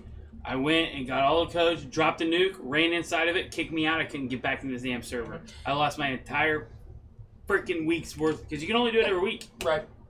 One of the things that really aggravated me is, one of the things that I was excited about 76 was the base building aspect. That was supposed to be a little bit more polished and refined from what they... I think it's worse. From what they did in Fallout 4, which I hated. I hated Fallout 4. It's an awful game. So I pick a nice spot on a mountaintop where I'm going to build my little camp, and I'm going to make it badass. In West Virginia. West Virginia. It's just going to be badass. There's going to be fucking sunshine and rainbows coming down. It's gonna be sunshine and heritage. And heritage. And fucking giant vampire bats. All kinds of shit. And robots. The Mothman. And the Mothman. And giant frogs. And all kinds of shit. So I pick a real fucking fancy spot out on the side of a mountain. Oh, yeah? And I'm building. And I spend like this. I did this one night. I spent 4 hours building shit. Okay, I need more materials. Go get more materials. Go back. Build more shit. Oh, fuck, I need more of this thing. Go get more. Build. And right when I put the last piece of the last building that I was putting on my little base, the game crashed. Load the game back up. Gone. All gone. Okay, all the materials should be in my inventory. Holy shit, Calvin's watching. Gone! We got Calvin in the chat. Calvin! Clevin! What's up, Clevin, you slippery You're running me snake? over, Clevin! Clevin, quit lying. Are you watching us on the stream? You're spreading rumors. You're spreading rumors, You Clevin. see these big log legs? So I have a list. There's a big summer sale going on PlayStation Network right now. Okay. These are all digital, right? So they're doing another sale. Another sale. Yeah. This one's big. Man, I got Horizon Zero Dawn, the complete edition, digitally for $10. Hell Now yeah. they That's did an the flash sale. amazing deal. Yeah. It's a great Wow. game. So I didn't want to buy it digitally, but for $10, I can't argue with that. So here we are. So I'm not gonna read all of them because you can't, right? We don't have that kind of time. Assassin's Creed Odyssey, $24. For what version? The base version. Okay. Battlefield 1 and Titanfall 2 Ultimate Bundle, $9. That's a killer That's a good fucking deal. deal. Battlefield 5, $24. Not worth it. Dark Souls 3, $15. That's totally worth it. Dark Souls Remastered, $24. Not worth it. Dark Souls 2 Scholar of the First Sin, $10. That's worth it.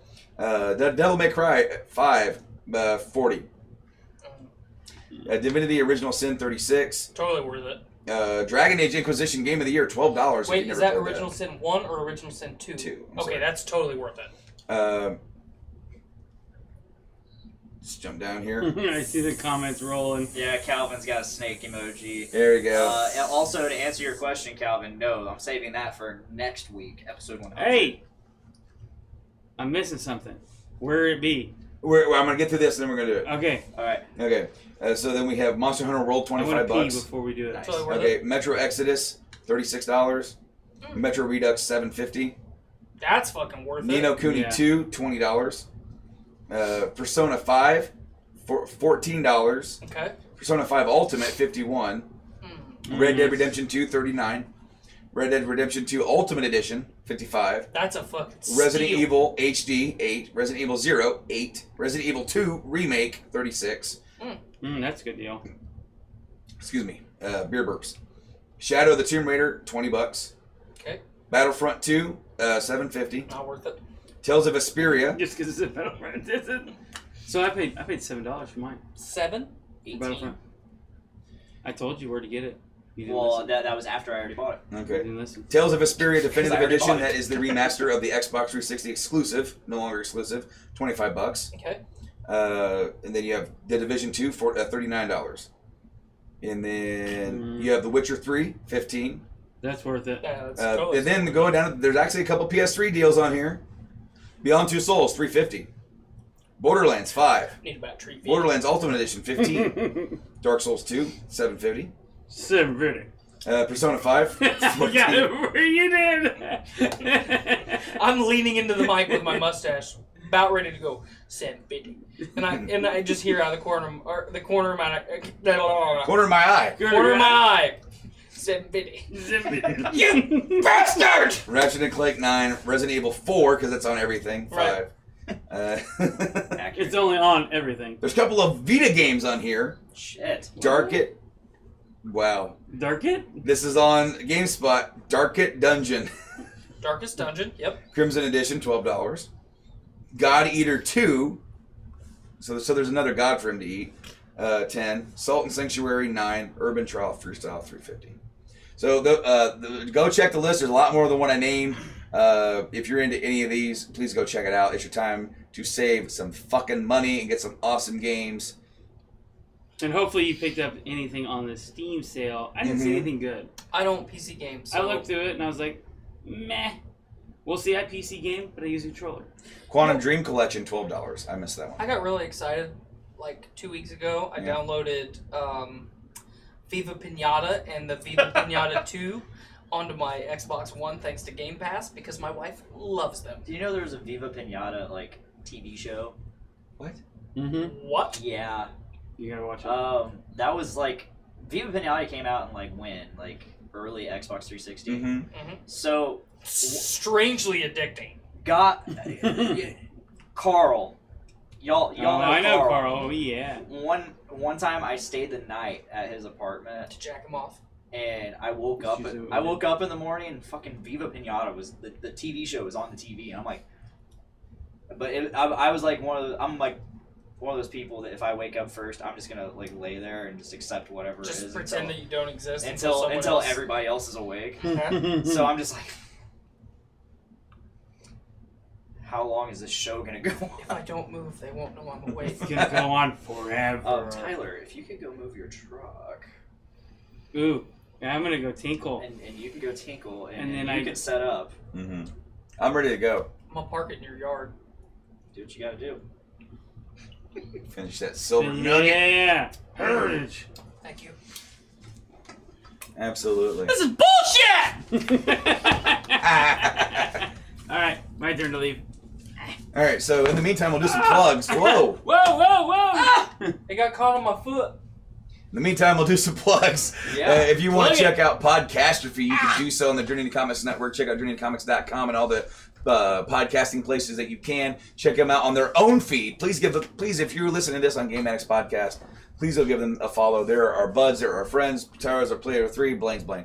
We have... He's not my friend! Wow. Blaine's Blaine. Blaine's Blaine. I get it. I feel that. Yeah. Anyway, don't you see what happens when they get together? You just become second fiddle, right? No, I get it. Yeah, no. Because me and you sat here, we eyed each other. We were just like, I'm like, I got to get back control of this because he's not going to. No. Anyway, so please go check out Podcastrophe at podcastrophe.podbean.com as well as Podbean. They're also, you also guys have a Patreon? Yeah. Go check out their Patreon. You also go check them out on Spotify, Apple Podcasts. That whole app is changing. I got an email saying that the categories are going to change. Oh. So maybe you might be able to fine tune what you want it to be. Sweet. And then check out Game Addicts Podcast. If you're listening to us on Podcastrophe, GameAddictsPodcast.com. That's a website where you find us. We're also live on Twitch, Game Addicts Play over there on Twitch and on our socials. And then, of course, we're on everywhere that I've said. Spotify, Apple Podcasts. We're also on Stitcher. We're on TuneIn. We're on SoundCloud now. Real quick, plant the football where Tyler needs to go. Right here. There we go. Now it's my turn to go.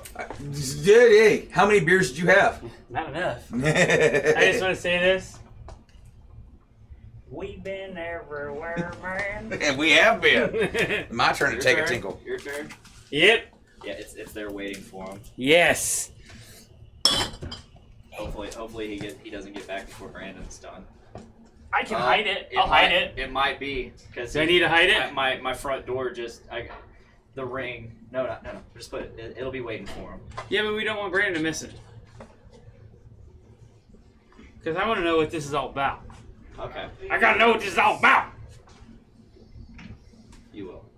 In time. In time. The story will be told. Hey there.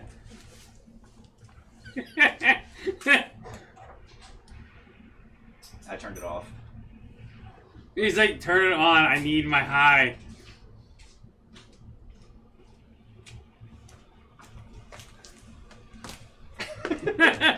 Tyler is currently flipping off the camera and vaping. Babe squat.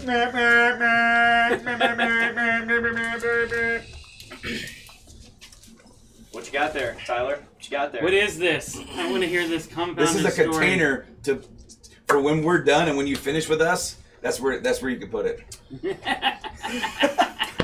I believe the phrase goes, once you pop, the fun don't stop. It didn't pop, though. Oh, hi, Baxter.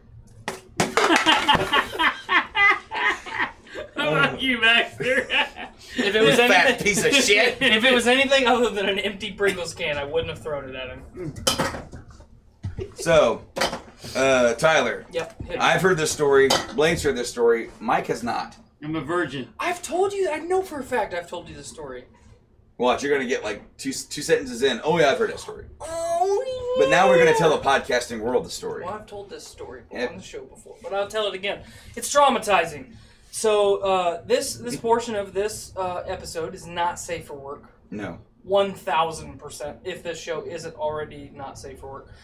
Baxter, please, you fat fuck, stop licking my foot. Do it, Baxter. Anyway. Oh no, here we go. Oh, Yeah. yeah, kitty.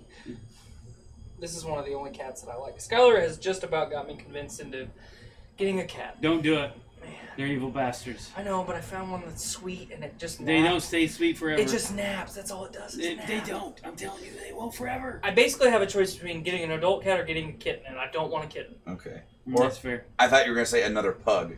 No, that is also not. That is most not on certainly the not an table. option.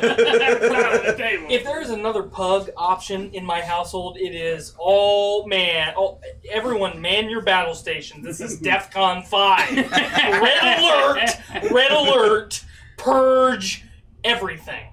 Anyway, so way back in yesteryear, I was a young high school man. Or should I leave that down? I don't know. You are in control of the Pringles can. It's directly under your feet. Oh boy. But so I was courting a young attractive woman, and her best friend was. Once you pop, you just can't stop. Got it to pop. Her best friend was dating a guy that was a year older than us. Baxter, I will fucking murder you. You'll love I've tried to let Blaine let me to take him like 5 or 6 times and he won't. Anyway. I'm coming. This guy was a couple years older than me. But he graduated from the same school. Baxter, I will shove this microphone inside your asshole. Stop it. Stop. You're melting his heart. Come on. Please stop. Anyway, so he was at work. My girlfriend wanted to hang out with her girlfriend and her boyfriend. So we decide, we're getting plans together, and he said, hey, just come over to my house, hang out until I get done, because he had his own place. So we go over there, and we're hanging out in his room, because we don't want to be around his roommates, because they're fucking creepy. Mm-hmm. And my girlfriend at the time dropped her phone on the floor. It had just so happened to fall under the bed. So she reaches under the bed and grabs her phone. She's like, hey, there's a can of Pringles down here. Grabs the can of Pringles. Doesn't shake it. You grab a can of Pringles, you're like, yeah, let's... Yeah, you always shake it. She just grabs it and opens it right in her face. And she goes, oh, God! I will be dry heaving this entire time. That is fair. That is fair because I know where it's going now. She screams in terror. Teen number 2 screams in terror. And it just so happens that this individual had been masturbating and ejaculating into a can of Pringles and saving it. Saving it. And oh my God! I was on the other side of the room, and and I could smell it. Oh! And that's why I gag. That's why I gag so violently every time I tell the story. You remember it. Because I can still smell it. Oh, no. It's that bad. It is like, and every time that I tell this story, I do what I'm doing right now, but I also, like, give some things as comparison, like almost a control. Sorry. Like, a buddy of mine was raising sheep one time, and some of the ewes died inside of their mother, and I had to be an assistant to getting them out so the sheep didn't die. And that smell I thought would be the top tier because they had started to rot and decompose inside of the sheep. I thought that would be top tier. Like, this is the worst thing that I will ever smell in my life. Until this day. How long would that have to take for them to start rotting and decomposing inside? Just a couple days. Because I feel like that would... I feel like the it's almost immediately. The body would, like, actually kind of protect it, because that, like, decomposition takes place because of air and whatnot. Right, but you have to remember you're inside. So, like, a baby of any mammal is inside another mammal. Yeah, of course. So once that mammal, like, is dead, the mother's brain knows that it's not alive anymore. So your body will immediately start to reject it and or absorb it, like take as much that it can out of it, and it was awful. Like just for comparison, I'm not gagging talking about dead sheep fetuses. I am gagging talking about semen in a Pringles can. Has been saved for unknown amount of time. And what was really weird is like to add more to the story, like I got my wisdom teeth taken out into my freshman year in high school. No, into my sophomore year in high school. So the summer in between sophomore and junior year, I got my wisdom teeth taken out, and I was at home on a lot of fucking medication, and I was playing Mass Effect. Like, I just so happened to like wake up one day after my surgery and like, you know what? I'm gonna play through Mass Effect all the way through, because the first game is the only one that had come out at that point. But I wanted to do like a perfect playthrough, 100% everything. And I sat down in I had one of those rocker chairs that sits on the floor. Yeah. So I'm sitting in it, and I've got you were a high schooler. Yeah, I've got all my snacks. So I've got Pringles and combos for sure. Bugles? Like, I don't know if I had Bugles, but it was to the point where I could eat. I did not have Funyuns. Old school Butterfingers. I did have old school Butterfingers. It was to the point where I could eat. Yeah. So I had like real food. Swedish fish. I don't like Swedish fish. Okay. I am very anti-Swedish fish. Okay. Nasty candy. Whoppers.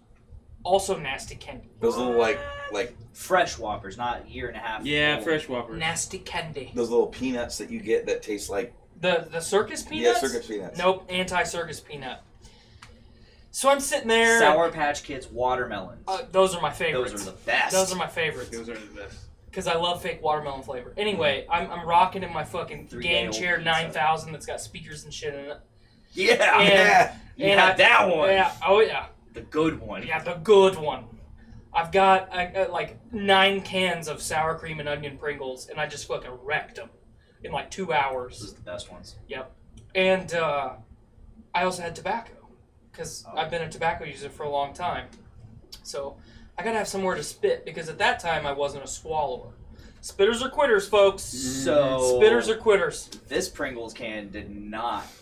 So I thought what we think it contained. Normally what I would do is I would take like a styrofoam cup and I would put paper towel in it and spit into that, so if it fell over it wouldn't spill out because the paper towel absorbs it. Fucking science, man.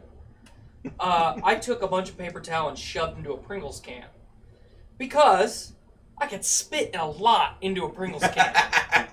So could he. So yeah. So could he. He probably didn't have a paper towel in there. Can you toss me that Pringles can again real quick? Yes. So, just for reference, I did look to see how much semen was in the Pringles can. Oh, no. Oh, no. Oh my A quarter, a third, however you want to break down the size. I'm popping that at a third. However you want to break down a Pringles can. There was Third of a Pringles can. There was this much semen, folks. Semen! Spunk. That's nasty. Battle Pants Galactica. Whoa. But, so I'm sitting there in my rocker chair playing Mass Effect. You know, I'm banging Liara because that's the only way to do it. Yeah, And, because Ashley's a racist, space racist. Yeah. And boring. She's into poetry. And poetry, and she's not blue with enormous tits. And but anyway, ass. yeah. And, I'm spitting in this Pringles can, and I go to grab it. And as I pick it up, my hands go through the side of it. Oh my god! But the reason I tell this portion of the story, which I don't think I've told you guys that, the Pringles can was entirely intact. Was not spongy, was not like the cardboard. It wasn't starting to bleed through the cardboard. So that goes to show you how much like water or like legitimate liquid is actually in semen. Not a whole lot. No, a lot of protein. A lot of protein. Like about 7 grams. Of salt. Well, there it is. Salt. It's salt and protein. Oh man. You guys are bastards. Yeah, I know. Well, I just got the idea for the can like right before they got here because I was just down here like munching on Pringles and I'm like, oh my god, I was like, I have a Pringles can and Tyler's coming over. we got my kids some Pringles over in Illinois because we like normally like when we're going over there we always try to eat cheap or whatever. It's like we got to eat out some point, fast food something. We get almost to Hubston. My wife's like looks at me and she goes, "Do you want Monocle's pizza?" And I went, "Fuck yeah." Yes, ma'am. So we go to the store after we Illinois Monocles. Yeah. So then like we go over there and I order the pizza and we go to like Casey's gas station, which is what you have over there. Right. And get a few drinks and we get him a few things. We get him a can of Pringles. We have it here too. It's like one. It's also the worst of gas stations. It sucks. Yeah, you're right. Their pizza's pretty good. You know what? I grew up on it. That's my hometown pizza. I've had a lot of different pizzas. There are better pizzas, but it's homey for me. It's what you know. Grabbing a slice of fucking hot, fresh pepperoni from the gas station, there's nothing more fucking heritage than that. Yeah. So then, personally, like my gas station reheated burritos. There you go. Roller hot dogs. Yeah. That's what I'm all about. I love the roller, like taquitos or tornadoes. They even have the roller breaded buffalo chicken like processed tubes. I was high as, not to interrupt you, Brandon, or hijack your story, but I was in Dayton one night, high as fuck, like stoned out of my gourd, and my buddy drove us up to one of the Dayton gas stations, and I got roller pancake sausage on a stick. Ooh. Fuck. They were awful. Like I was stoned and it was still not good. That's bad. It was real bad. It sounded great though. God, they were bad. I remember one time somebody was like, I wish they put pancakes on a stick with a hot dog in the middle of them. I was like, why don't you just get a corn dog? No. Pancakes. I shit you not. 20 minutes later, we're in Walmart. This conversation happens while we're in Walmart. Okay. We're in Walmart. We go past the frozen food section. There they are. And they're delicious. And they're sausages, not hot dogs. These were hot dogs. What? This was 7 or 8 years ago. I've been enjoying these for like 15 years because I'm cultured. Fucking Jimmy Dean pancake Dean. sausage on a This stick. wasn't Jimmy Dean. Okay. I can't remember what it was, but it wasn't Jimmy pancakes, making bacon pancakes, make some pancakes, put some bacon in the pancakes. There you go, soundbite for that one. New York. So we got him a little can of Pringles. It was one of the little mini ones. Well, and it wasn't too. It was like a little bit bigger, probably about the same amount of size. That thing would have been full if that was he was hesitant. It would have been to the brim. Stop. He would have had to be like, I'm gonna have to get a new can here. But here's like the crux of the story. Like, we never found out why he was saving his ejaculate. Number one. Number two. That word, ejaculate. And number two, like, we also never found out, like, why he chose a Pringles can. Like, I assume because it was easy to ejaculate into. Like, that's just what me as an intellectual would assume. But maybe he had something like, yeah, I fucking love sour cream and onion. Do you still know this person? No. Well, I mean, yeah, but I don't, like, I haven't talked to him in... Would we be able to get him on the show?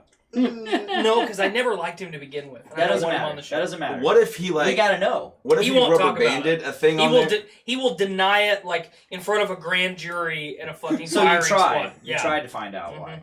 Okay, so what if he, like, put a rubber band around it and he was using it as, like, a little pocket pussy? I don't think so, though. There was no apparatus. There was no, like, attachments. You know, next time we get John on the show, we need to get him to tell the Jolly Rancher story. Yeah. God, I can't remember. Oh, that's why I want him to tell it on the show. That's nasty. All right, that one made... I don't even know the story. I'm gagging. Well, there's a Jolly Rancher story. Pringles aftershocks. It's bad. Oh, man. I'm so glad you brought up, like, fast food and stuff, though, because recently at Taco Bell, they brought in the Reaper fries with the Reaper Ranch. Mm-hmm. And I tried the Reaper Ranch steak burrito, which has Reaper fries in it with Reaper Ranch. And so it's a California burrito, just hot. It's fucking good. I'm really pissed that they did away with their loaded nacho boxes for that. It was okay because for me. You spent $5 and you literally got a cardboard box of nachos that were fantastic. Now they're gone. They never keep anything good for too long.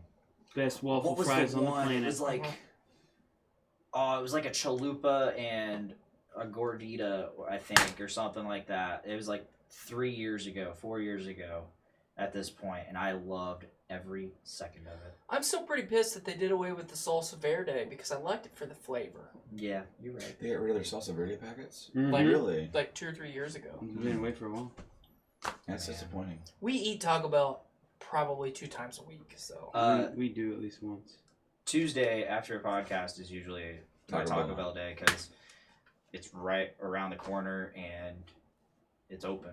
Yeah. And it's like I said, it's right around the corner, so I can just go there, grab it, eat real quick, go to bed. Do you remember when they had the mini Crunchwrap Supremes? Yes. Yeah. That is Joanna's favorite.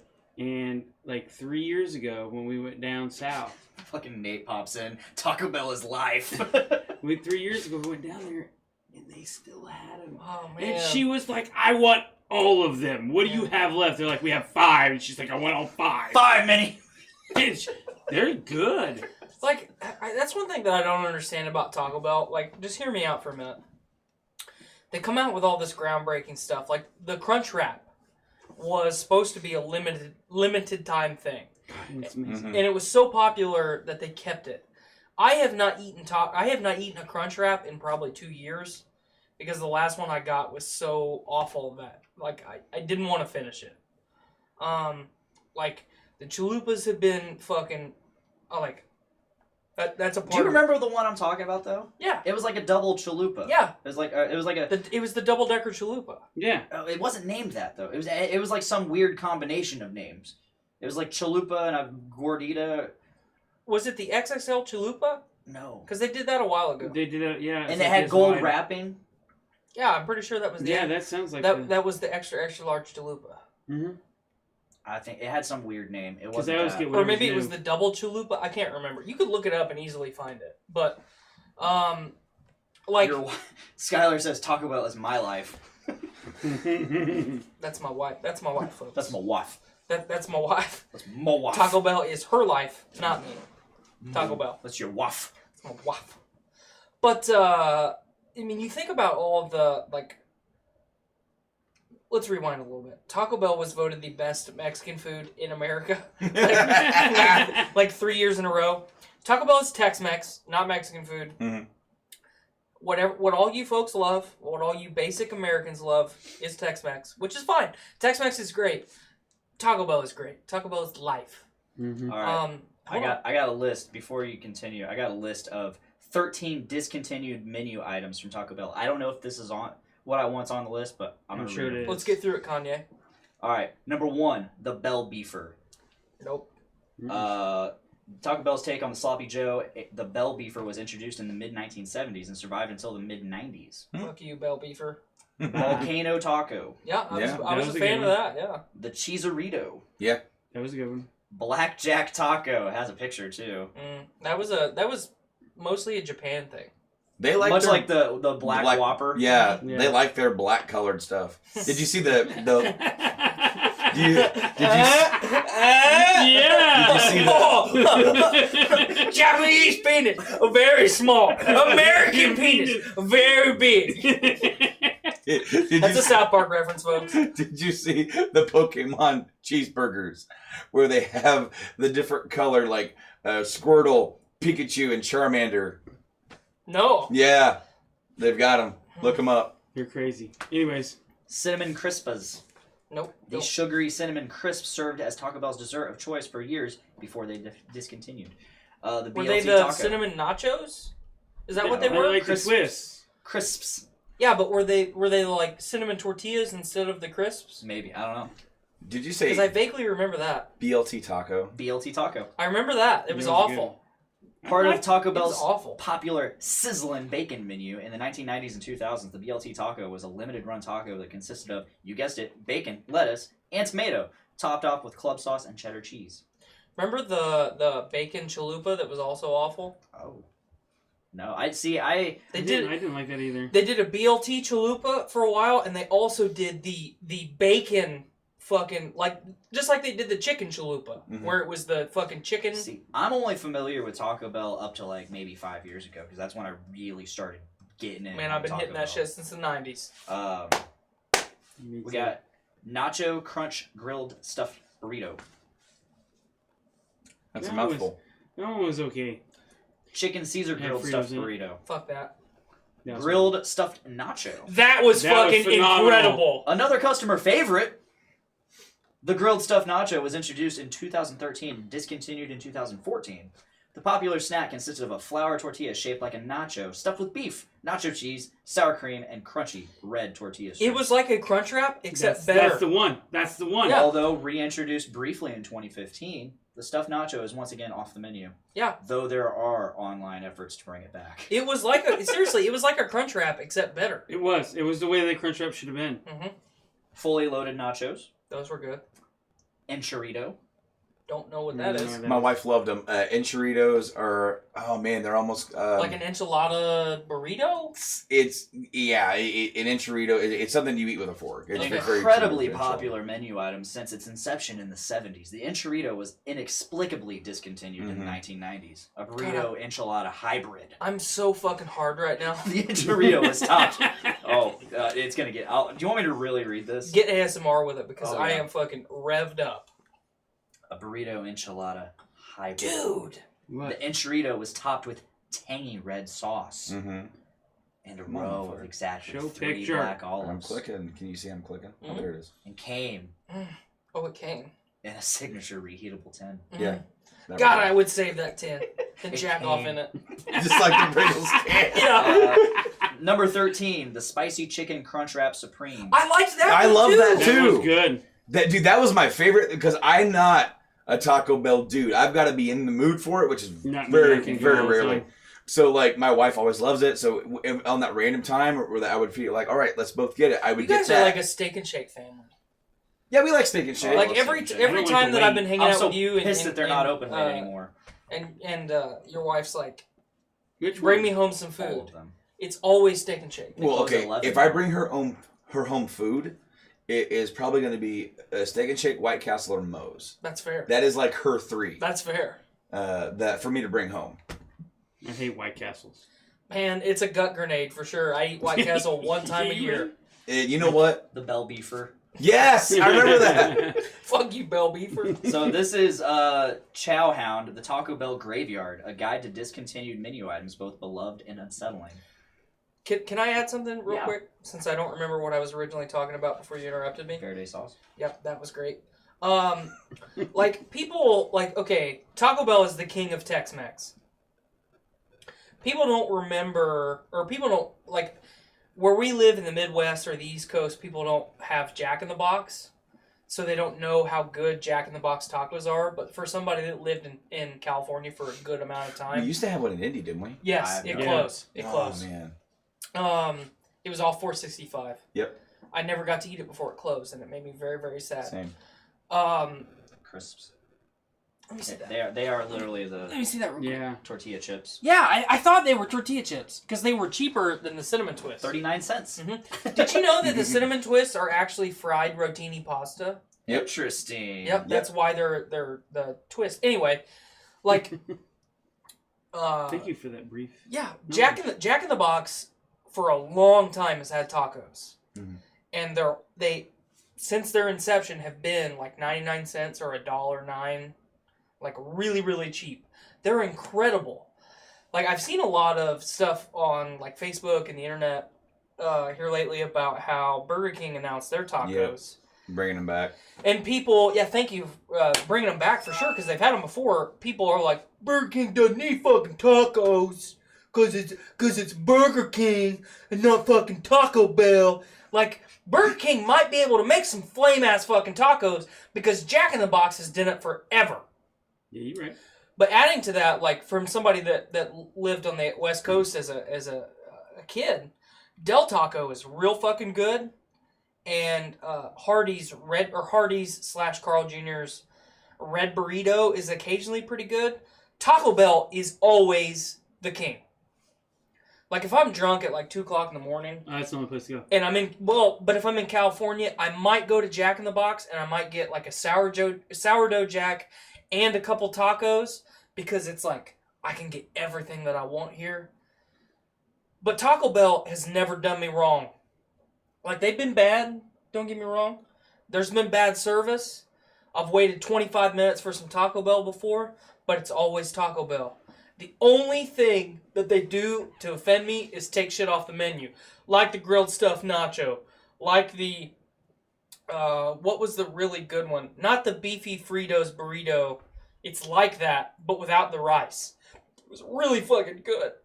You'll cry. Sad. I'm still trying to figure out this chalupa deal. So I've come across the cheesy chalupa crunch. That was good. That might be it. No, it's not as big as you're talking about. I didn't say big. I never said it was big. I just said it was different. Oh, I like Taco John's too. So, have any of you guys you have had Taco John's? I haven't had it yet. There's one in Lebanon now.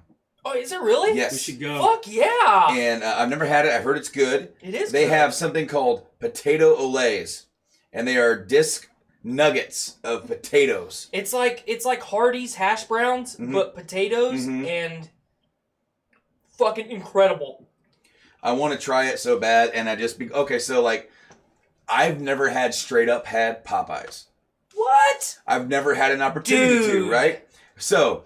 Lebanon had a Popeyes. We're like, we're going to go down there and try it. You're talking about the one that's in the truck stop? No. The one that's like off by itself. Like it has its own building and everything. The one that's in the truck stop's still there, I think. The one that's in the truck stop's still there. Are you talking about the one that's in between Lebanon and the airport? No. Okay. Okay, so in Lebanon, right next to Kroger. Okay. In that area. Yep. Was a Popeyes. Oh, I forgot that there used to be a Popeyes there. There used to be, because it's now closed. Mm-hmm. It just opened. They built a new building for it, and it closed within the matter of 2 years. Wow. Due to health code violations. Mm-hmm. So I'm glad we never ate there. I strongly don't recommend going to the one in Lebanon that's in the truck stop.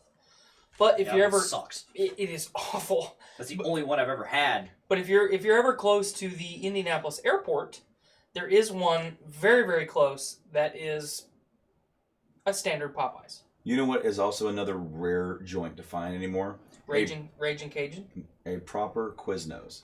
They don't exist anymore. 600 of them exist across the country. Oh, see, I thought they totally closed. There used to be a standalone one.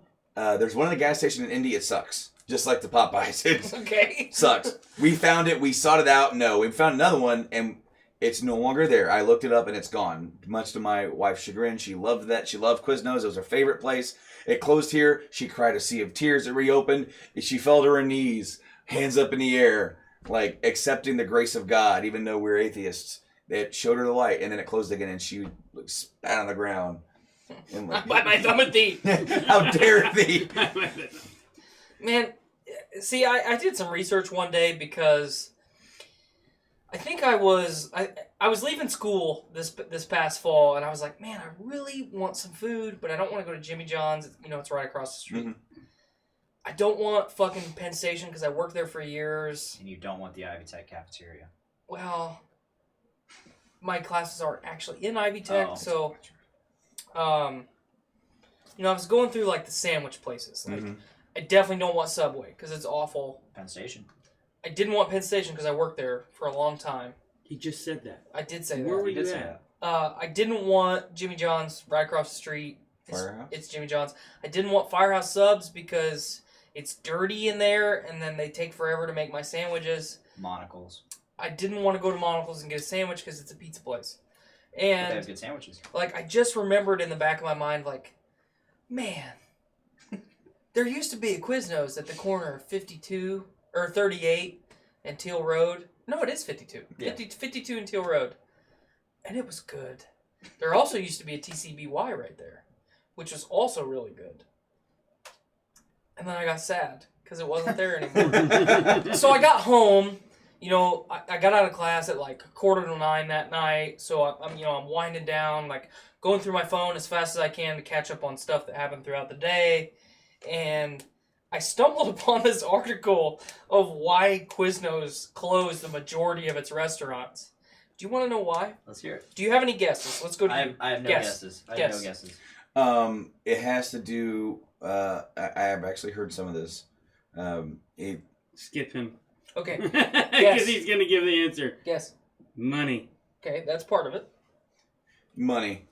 Okay. But money was a big part of it, and The hamster or gerbil Yep. commercials. Yep. That was going to be my guess. The marketing campaign hurt their business so much that they literally almost filed bankruptcy. Oh my god. They were That was one going of to be the- my guess. Come Was the to commercials. Quiznos and get your sandwich! So- like, it almost fucking tanked their business. And it really did. Okay, so they were the fastest growing sandwich chain in the 90s. Mhm. Their stock went, and then they did that commercial, and you can literally see it drop off. What were they thinking? It was- But I remembered it. Yeah. Okay, yes, right? However, it hurt them, but what hurt them also more than that was the recession. Yes. Yeah. The recession killed them, essentially. So you had those commercials which were all going around when you and I were in high school, and that, you know, right at the beginning of the recession they rolled out that marketing campaign, and it fucking started to drop their stocks, and then the recession hit and they fucking tanked. And that's why we don't have Quiznos anymore.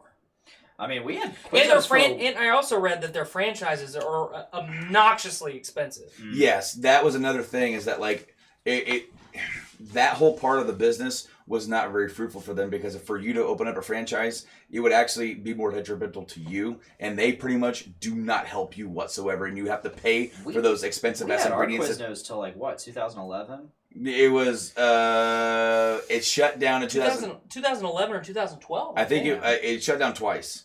So like I think it was like 2009-ish that it shut down, and then it came back and it was gone by 2012. Like, but That yeah, sounds right. they require you to get all their really great ingredients, but they also offer no incentive. They don't help you. Penn Station is also very similar to that. Yeah. And that really hurt, because then one by one these chains started, the franchises started shutting down. And to this day, there's only 600 left, and they're probably just gonna fade away. And that's why there's so many McDonald's, because they help you so much, Mm-hmm. and that they literally, you take out your loan, and most banks are like, "That's fine, take it," because they know within a year you're able to pay it back, because everybody eats at McDonald's. Absolutely. And McDonald's is the perfect example of corporate America. I mean, it's awful. But I mean, if you look at the history of McDonald's, a guy basically steals the business. Oh, I love that movie. Steals the business, becomes a fucking billionaire. The whole franchise thing is rolled out, and like, not only people don't think about,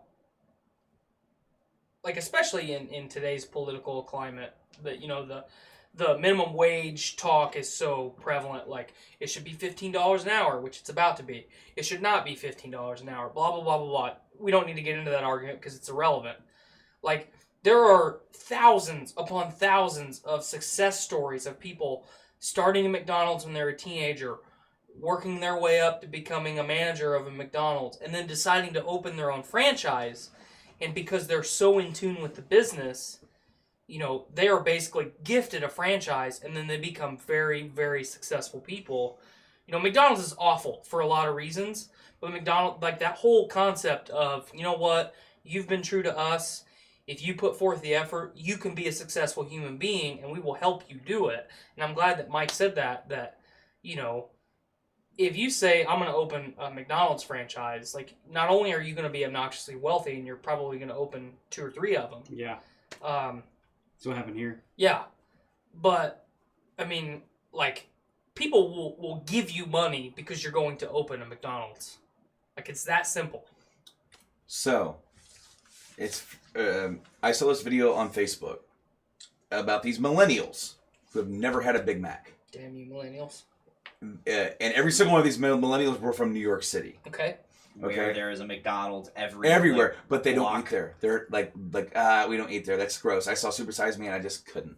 You know, Super Size Me made me want it more. So he's getting ready, not to interrupt you, but he's getting ready to do another documentary about opening his own chain of chicken restaurants, like Chick-fil-A type thing. Mm-hmm. And going through the whole process, which is going to be pretty cool. So they went through the, you know, what fast food do they normally eat? Someone's like Chick-fil-A. Someone's like, I only eat like a Shake Shack. You know, and someone's like, man, I fuck with Shake Shack real hard. I fuck with Shake Shack real hard. It's top tier fucking Steak and Shake is what Shake Shack is. And then Chipotle was in there as well. Fuck Chipotle. So never had it. Here's the thing. Awful. It's bland. Here's the thing. Also gives you botulism. look at I'm sorry I keep hijacking your story. But if you look at like fast food restaurants in America, Chipotle is towards the top of the list of health code violations and or food-borne illness incidents in America on a large scale. Because every year, their employees don't wash their fucking hands. So they take a big steaming shit. I'm going to cut the mic a little bit. They take a big steaming shit. And they don't wash their hands. And then they make your fucking super burrito. And they get their shit in it. Stop eating that fucking dump of a restaurant. Because not only is it bland, thank you, Mike, you'll get shit in your food. And possibly die. Thank you for that dramatic iteration. I am incredibly anti-Chipotle. It is the devil of fast food restaurants. I could not tell. Had it once, and it's awful. It is like, especially and now that we've had, you know, we've got 3 options in the 1 mile stretch. Mm-hmm. Okay, I've never had Qdoba. It's okay. I've never had it either. Okay, so but it's not as good as Moe's. I want to try it, and then my wife's like, I never want to try that. I tried it again because she's had it once. No, Moe's is where it's at. All right. So all these kids, these millennials, trying the Big Mac for the first time in their 20s, right? And they're just like, they're basically like, I'm too good for McDonald's. And I'm like, this is what everybody who like has a problem with millennials, our generation, they see these fuckers from New York and they think they're all like that. These aren't the millennials from the Midwest. Okay, where small-ass towns of like 1,000 to 3,000 people get one McDonald's, and that's your fucking place to eat because you have that and local shitty-ass Pizza Hut, whatever. Or a Subway. Or a Subway now. But that's that you cannot be a small town unless you have a Subway. Well, guess what? Now, my town has 500 people. We ain't got shit other than a Casey's Pizza. That's it. We grew up on the streets. We had to drive 15 miles to get a fucking McDonald's cheeseburger. Fuck.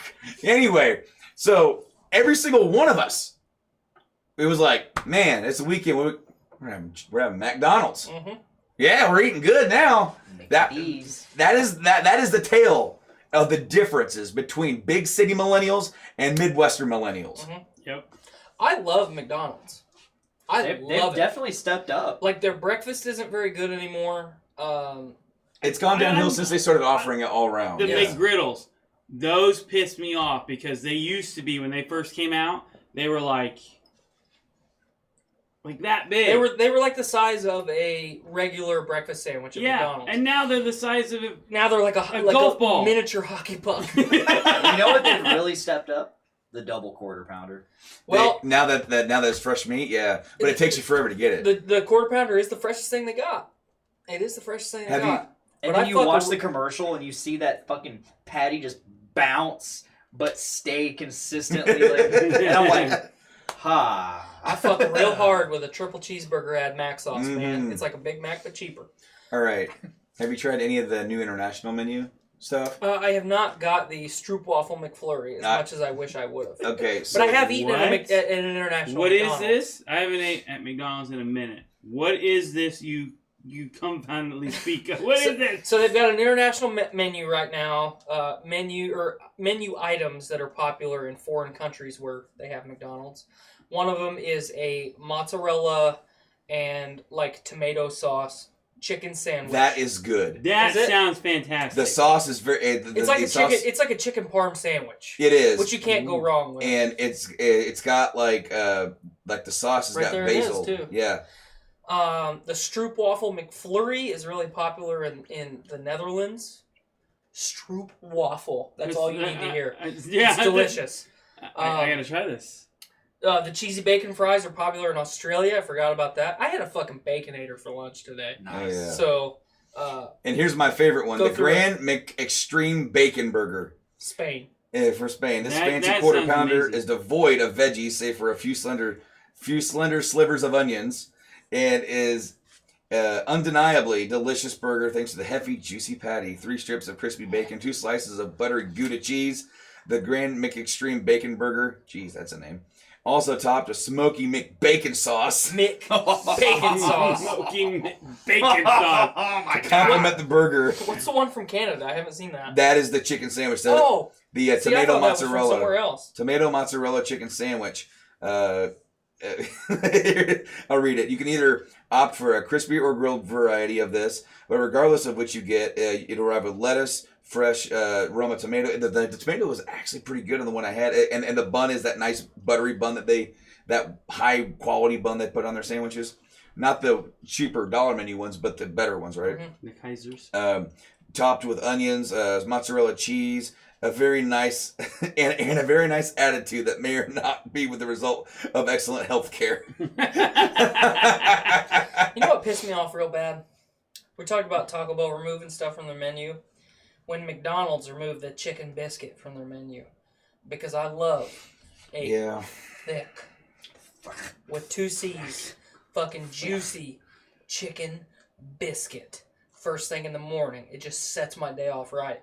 And now they have the chicken biscuit back on the menu, but it is not nearly as good. Yeah. And it is a quarter of the size. Thank you for bringing that up. I hate that. Because it's just like the McGriddle. It is literally like a miniature hockey puck. It is awful. I remember when those motherfuckers came out. My God, I ate the crap out of them. Two at a time. There was a time when the chicken biscuit came out and I was in high school. I got one every day before school. I fucking love it. I fuck with the chicken biscuit that hard. And I love Chick-fil-A, okay? I do too. Racism and bigotry aside, I fuck with Chick-fil-A real hard. It's right down the street from my house. Yes. I don't go there in the morning. I don't. Because I don't want it's the temptation. I resist. I want you to read this. Okay. Read it in the right tone. 18th birthday. I can't wait to be 21. 19th birthday. Can't wait to be 21. 20th birthday. Can't wait to be 21. 21st birthday. Yeet!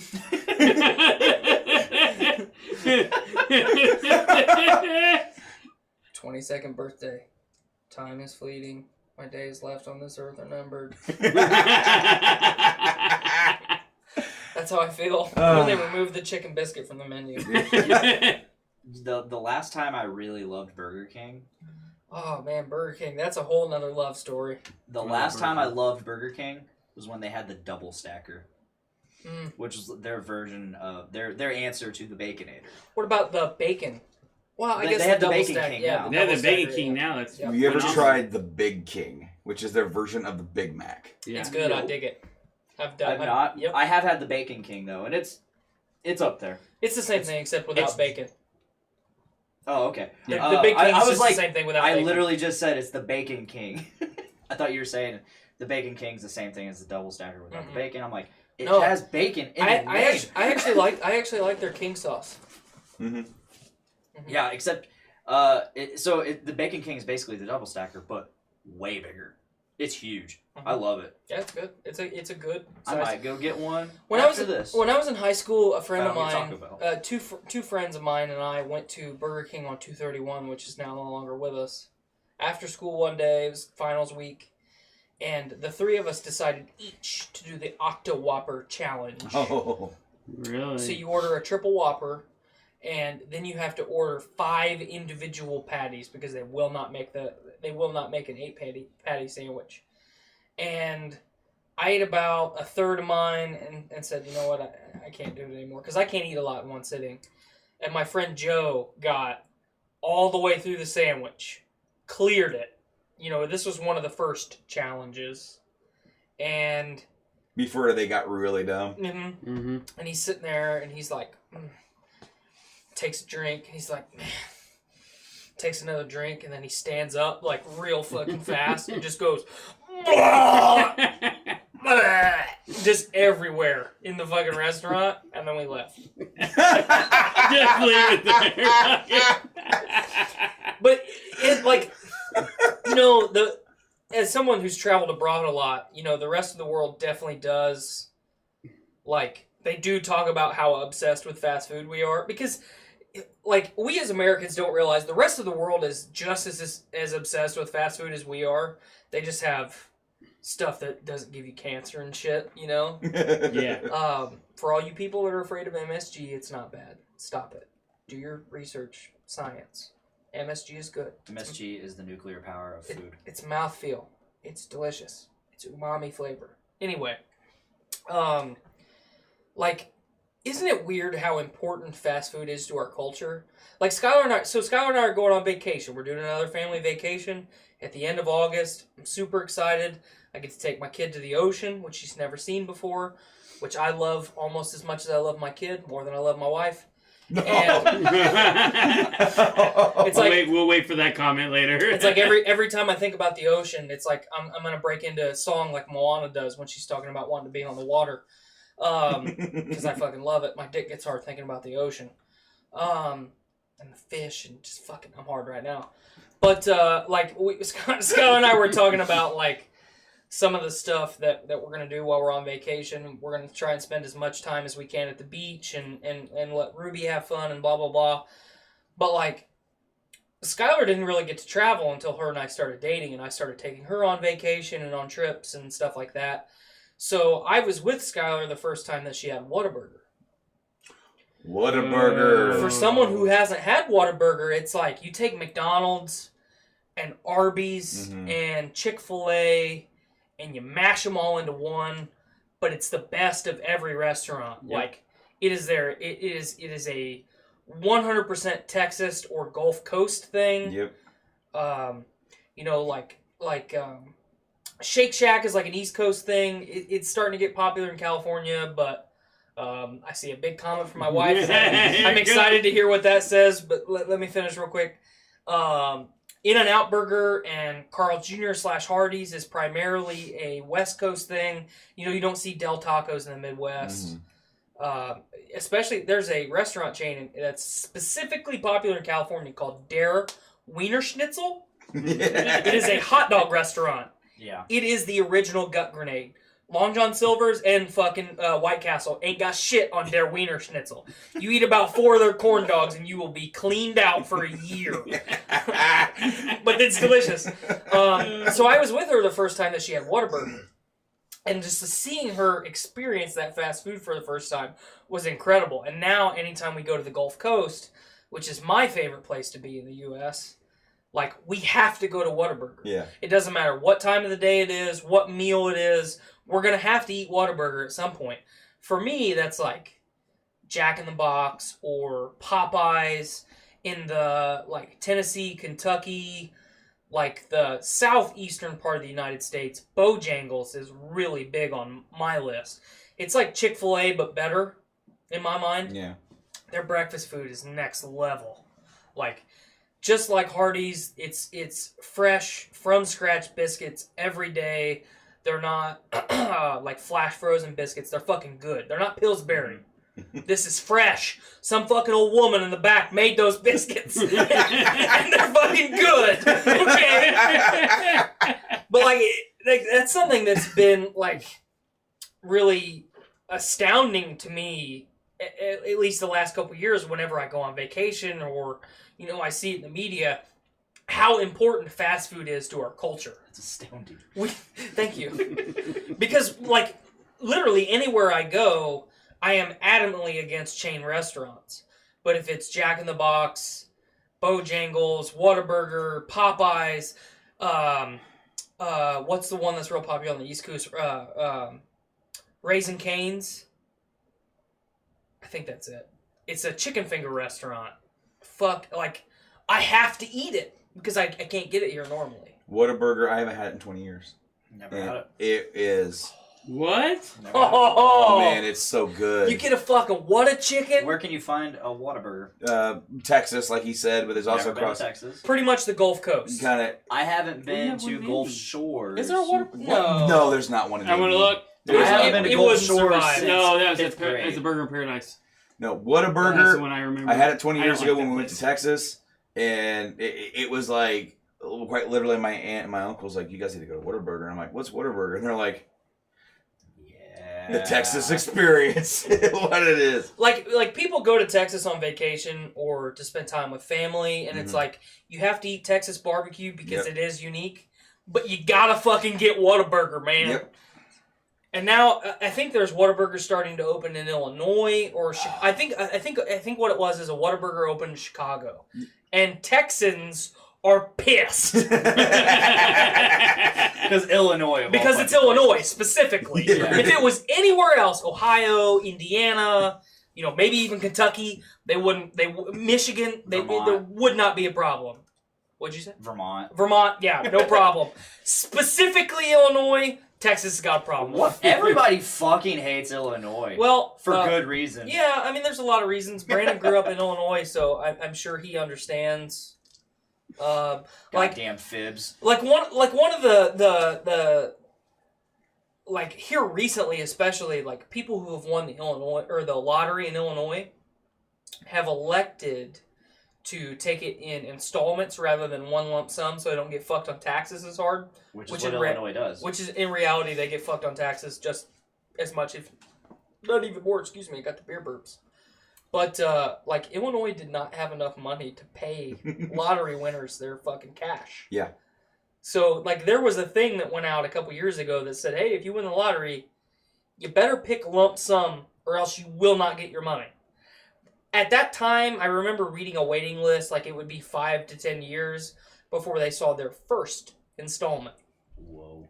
How fucking pissed would you be? Weren't we talking about Illinois this morning? We were, Like because of first thing? fucking Rod Blagojevich.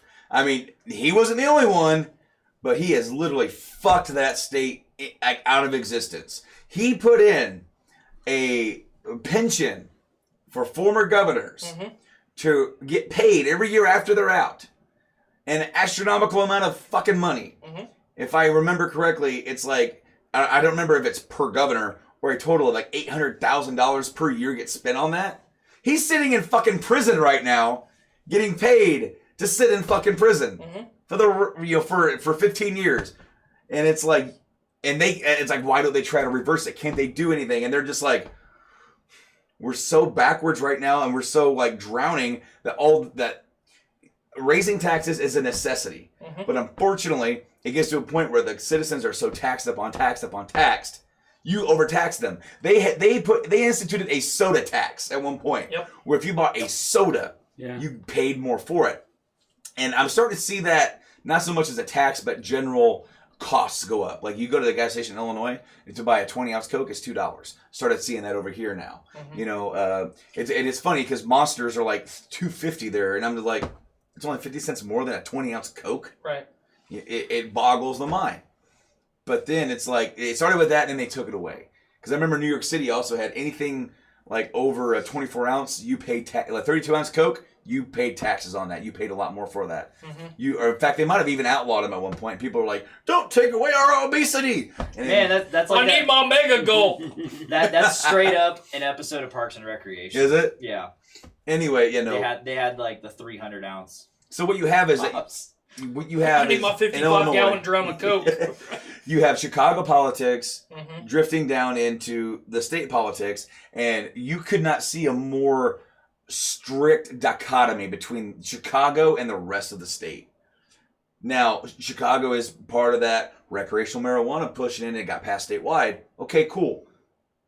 But when you raise taxes in Illinois, Chicago has as a city has its own separate tax that you pay in Chicago, and then you pay the Illinois tax. Yep. They're killing you over there. Say whatever you want about the state of Illinois. I think Illinois is just a state with an identity crisis right now. Because they've done stuff like recreationalize. That was the word that I was looking for earlier. There you go. Recreationalize cannabis, which is a big deal. Michigan did it. It was a big deal when Michigan did it. It's medical in Ohio right now. I'm sure they're going to roll it out. Here in the next couple years for sure, and then I shared a thing here not long ago that Indiana was surrounded by all the cool kids. We're no longer the crossroads of America. We're that shitty neighbor. Yeah.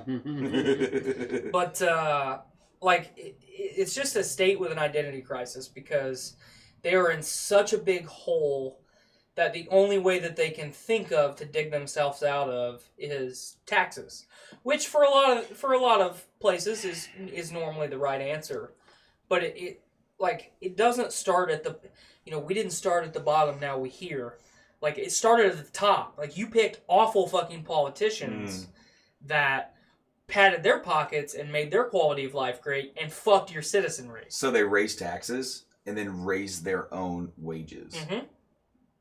So the taxes directly paying their wage. That is bullshit because number one, you should be trying to repair the economy of the state, not be padding your own pockets with even more fucking money from the taxpayers. Absolutely. That is bullshit.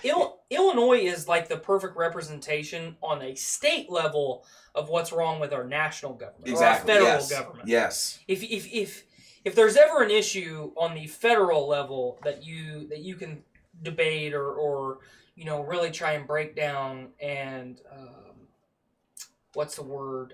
Pick apart or analyze. Analyze was the word I was looking for. It has already happened in Illinois, and the aftermath of that issue has already been seen. So just use Illinois as an example, and then don't do that. They've done some great things. Like I said, the recreationalize of marijuana is a great thing, and it is a trend that is continuing to pick up steam, and it will drastically improve the quality of life for a lot of Americans and a lot of people, medically or otherwise. That is something good that Illinois has done. Question. There's not a lot. How many states does it take for it to have to go federal? 35. Because once it goes 35, then it's automatically. Well, I don't know. There's a thing where once it gets to a certain point. At this point, with Trump in office, anything is an option. He might just say fuck it. He's gonna roll the dice and whatever comes up. If it's pot leaves, we're getting. But I think majority for sure. 26 is obviously majority out of 50, but I think it needs to be a staggering majority because I love the state of Alabama. Okay. And for some people that's going to offend you. I love the state of Alabama. I do not love Alabama politicians. Alabama is also a state that suffers like Illinois does. They don't have the taxes, they don't have the high cost of living, but they do choose really, really awful politicians and that's, the drama that we've had the last couple of months with the abortion laws and blah, blah, blah, blah, blah. If we could just pick better politicians, or better yet, not have any, life would be really, really good. You can't judge a state's citizens on what their politicians do. So there's currently 11 states with recreational marijuana. That is Alaska, which is very conservative state. So that's kind of surprising to me. I guess 26 are medical, right? Is that what I'm thinking of? Yeah, and we'll get to that. But it's Alaska, California, Nevada, Oregon, Washington, and then Colorado, Illinois. Idaho's not one of them. I thought Idaho was too. No. If it is, then it is not. Okay. Not at all. Michigan, Vermont, Massachusetts, and Maine are all recreational marijuana laws. Medicinal, you add in Hawaii, and then Arizona, New Mexico. Which they just recently went recreational. Hawaii did. Then you have Arizona, New Mexico, Utah, and then the great state of Montana, where nobody lives, North Dakota, and then Minnesota. Hey there! I'm thinking about driving up to Fargo. You want to roll a couple doobies? Minnesota, Missouri, Oklahoma, Arkansas, Louisiana, Florida, Ohio, West Virginia, and then you got your flurry of upper northeastern states that are pretty much all on that side. Like all that stuff is all medical, with only those other ones that are legal. So is it coming federally? I think so, absolutely. You have this many states going into it, no matter how many politicians you say that think it's equal to heroin. Fucking God, what? That is such shit. The morons. He's the shit. Oh crap. Bullshit. Bullshit. Oh man, I'm trying to remember who that was that said that. As he was the dude that recused himself from the investigation right after he got appointed. Remember that? Yeah, I don't remember his name. Old dude looks like he ate the rich dude from the 90s that ran for president. You remember who I'm talking about? Ralph Nader? Not Ralph Nader. No. Ross Perot. Ross Perot. Looks like he ate Ross Perot. God, he should have won. Life would be fucking utopia if Ross Perot would have been elected president. He called so many economic shit that happened that pretty much... He did. I'm not going to say that they didn't know, because they probably just let it fucking happen because it deepened their pockets more. Yep. And just like right now, we're in the middle of the biggest bull market in fucking history. It's about ready to pop, and people are like, things are so great. And he's like, look at my economy. It's so great. I mean, look at things. I'm making money. You're making money. Everybody's making money. It's going to go... And people are going to go, ah! it burns us! And then he's going to be, these Democrats, they'll do anything. I mean, can you believe it? They popped the economy. They popped it. It was getting so big, it was so wonderful. And they went up with a needle, and now it's like, now I got to clean up the mess, just like I do. I don't know. That's what he'll do. You know he'll fucking blame the other. I'm not saying they're not as equally bad on their shit. I'm not going to say that because they are. They're all bad. What I'm saying is that this motherfucker cannot take any goddamn criticism and own it. For shit, there's only been one or two things he's ever done in his entire run that has been, all right, I agree with that. The rest of it's been, dude, I don't know about that. I don't know about that either. And it's like he doubles down on this stupid ass shit, and then he just, no. He's not held accountable for anything. No, and it's ridiculous because, and I understand politicians lie, but when you lie, when about 70% of everything that comes out of your mouth is a fucking lie, and they've already he's been president long enough, they've been doing studies on everything he says, and also law says he can't block anybody on Twitter or delete his tweets because now tweets are considered presidential declarative statements, and the people of the country have a right to see. What did we say was going to happen with Twitter? He was going to make it to where it was viable in court. And as long as you're a president, it is considered a presidential statement, and the citizens have a right to see it. Fuck yeah. So I get fired up. I get fired up when I'm talking about current stuff because you know what? Even with Barack Obama, 29% of the stuff he said was a lie. That should be a problem for people. Yeah. Motherfucker lied a lot, and now it's like turned up to 11. Motherfucker Nigel went over there. He's like, this one goes to 11 and cranks it. And people are like, turn the knob off. He's great.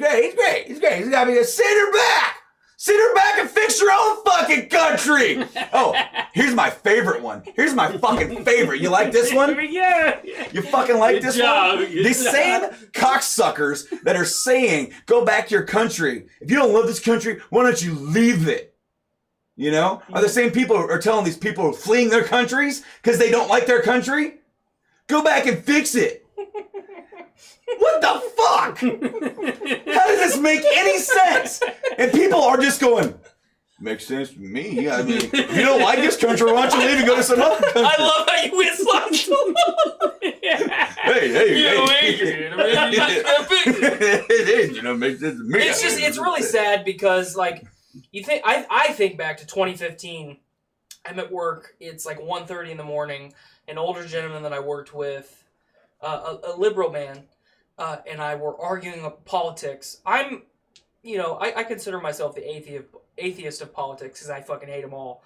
But I'm with you.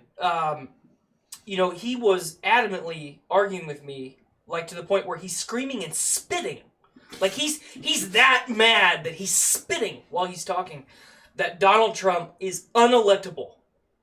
And the whole time I was just calm. I said, no, I mean, he will be the president. He's not the one that should be, but he most certainly will be. Yep. But he's not seeing what you're saying. Yes. Mm-hmm. He's seeing Trump as president. Right.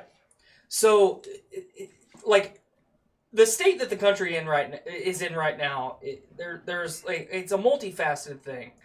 One of the biggest blunders in political history is the Democratic Party nominating Hillary fucking Clinton. You could have picked anyone else, and they would have beat Donald Trump. Yep. Anyone. You could have picked Ross Perot. Dug him up from the fucking grave. Yes, you could have. Weekend at Bernie's his ass up there on the goddamn debate stage. Sunglasses. He would have won. Like Ralph Nader could have beat Donald Trump. He doesn't win in anything. No! Like, he can't even win a game of shuffleboard. Like, that fucker would have won. But they picked Hillary Clinton. Like America right now, like the Benghazi thing, the Benghazi thing doesn't get talked about. It should get talked about. It is a legitimate problem. Obama and Hillary Clinton and our entire Joint Chiefs of Staff and our the upper echelon of our government allowed American citizens to be fucking slaughtered and forgotten about. And that's a problem. Okay? It should be a problem for anyone. Like, should they have been in Somalia? Absolutely not. Or, I don't think it was Somalia. It was... Libya? Libya, thank you. Should they have been in Libya? Absolutely fucking not. But that's what the CIA does. Yeah. Like, they're everywhere. Like, Bay of Pigs, like... CIA is the McDonald's of our government. Yes, thank you. Like, you want to look at political fucking upheaval in the world? The CIA is involved somewhere. They have masterminded it, okay? But like the Benghazi thing was a problem, and once that was, once the cat was out of the bag for Americans, like your blue collar, leaving the fucking factory in the afternoon, people like us. Saw that there was, like, Hillary Clinton literally could have had the ability to utopia, and we would have not voted with her. And the funny thing is, when you look at the metadata of where she lost, right? She lost by a matter, and this is give or take, between 100 and 300,000 votes. On the map, it looks like he, like, killed her, because he did win the states that she needed to win. Right. To win. Even though she had the popular vote in countries like, or in, not countries, in states like California, sure, which have a massive fucking population. She did win. She dominated the popular vote. But when you look at where the states where she lost by pretty small margins with your Michigans and your Wisconsins and your Pennsylvanians and your Ohios, where she needed to win, and also probably like West Virginia and Virginia, where she needed to win those to combat his taking of Florida, he took all those. But by such a small margin. It's so funny. She's the most unelectable person, and he barely beat her. So if you would have nominated like Bernie is the perfect example. You know, I remember that election that election campaign, feel the fucking burn. Mm-hmm. Feel like there was a lot of people like me that almost refused to vote for somebody that has been a politician their entire life, that has lived on government assistance their entire life. But if they would have nominated anyone else, they would have won. Mm-hmm. Case in point. Like, if Bernie would have been the Democratic nominee, he would have won. Yeah. And we may be in the exact same spot we are right now for different reasons, but it would not have been Donald Trump. Mm-hmm. You would not have had the tweets and the fucking the social and political blunderings and our nation. How do I want to phrase it? The face of our nation, fucking drugged through the mud with foreign dignitaries and foreign nations. Like that is a big deal. They stirring the pot of white nationalism Yes. that he boasts. Mm-hmm. You know what cracks me up? The other day, the House actually decided to vote whether to move on to impeachment. Mm-hmm. A mostly Democratic-led House. They had the majority. They had the opportunity, and they voted against it. You know why? Nancy fucking Pelosi. Nancy fucking Pelosi. You know what? I don't consider myself a Democrat. I don't. I'm something different. I look at both sides. I see the pros and positives on both sides of the aisle. You're an American. I'm a fucking American, goddamn. Heritage. Okay. Heritage. She is everything wrong with that side of the party. Yes. Oh, yeah. Everything. Absolutely. Everything. And I know for a fact if they voted for impeachment and it goes to the Senate, they're not going to oust him out of office. That hearing's going to go through there. He has enough support there. He'll slide by like nothing. But it'll get people talking about it. It would get the attention.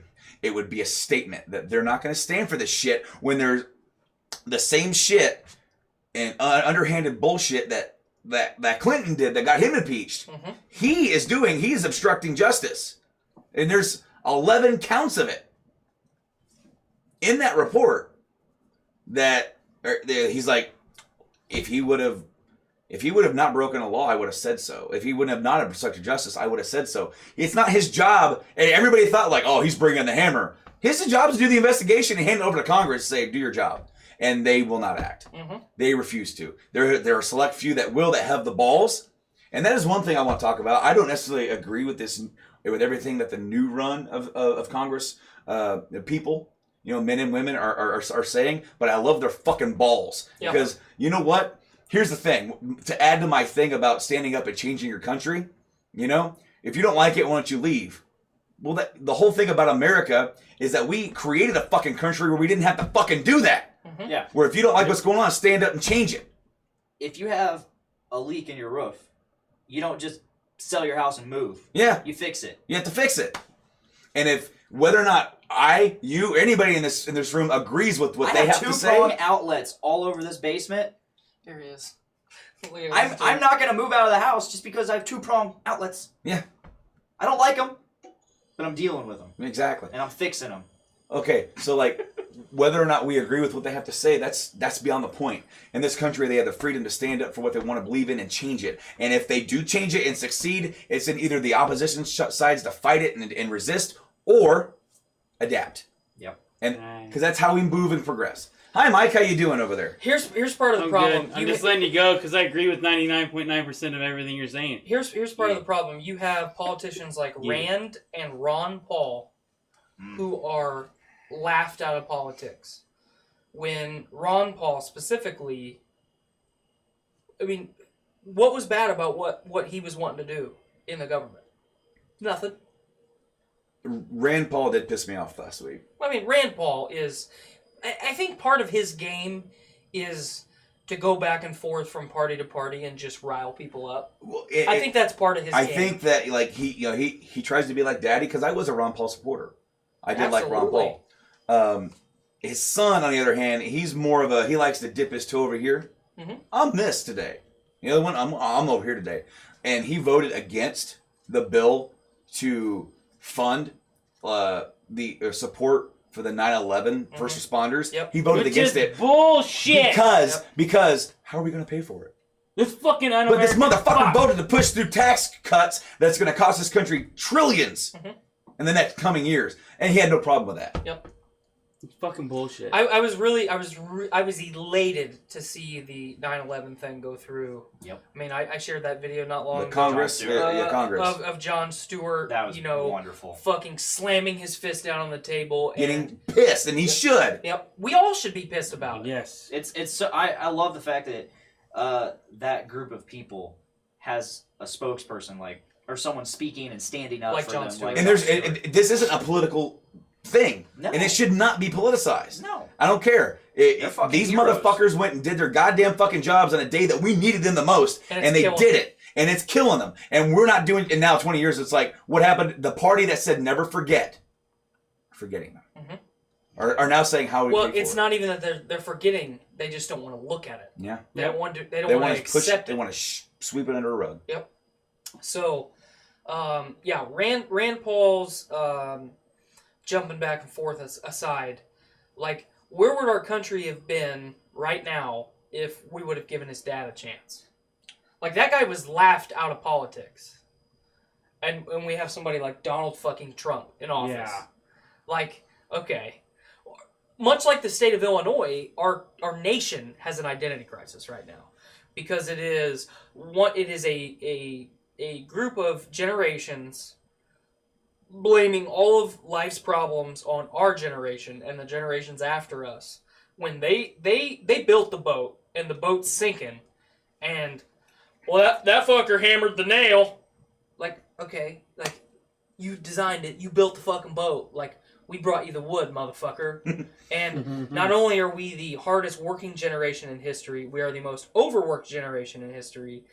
Like, I read a statistic the other day that people of our generation are, like, almost 100% against taking any time off of work ever because they fucking afford it. Because the company will feel bad about us because we weren't there.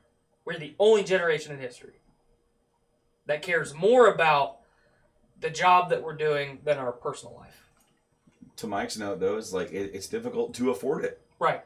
You can't fucking afford it anymore. They raise everything up so much that, I mean, now with Joanna working, it's great. You know, it'll help us out a lot. But we were doing decent. But you look at the job that we have. I mean, $26 an hour. That's awesome for about anywhere. And you look at other people. I could not fathom living off of $12 an hour. I couldn't do it. There's no way. I couldn't own a house. I couldn't have a car. I couldn't have a nice car. I couldn't have nothing. And video games was a video game. And that's the crazy thing, that even like when you're thinking about the $15 an hour minimum wage, it's just the tip of the iceberg, because the minimum wage, when it was created back in the 30s, was supposed to go hand in hand with inflation. Correct. Yep.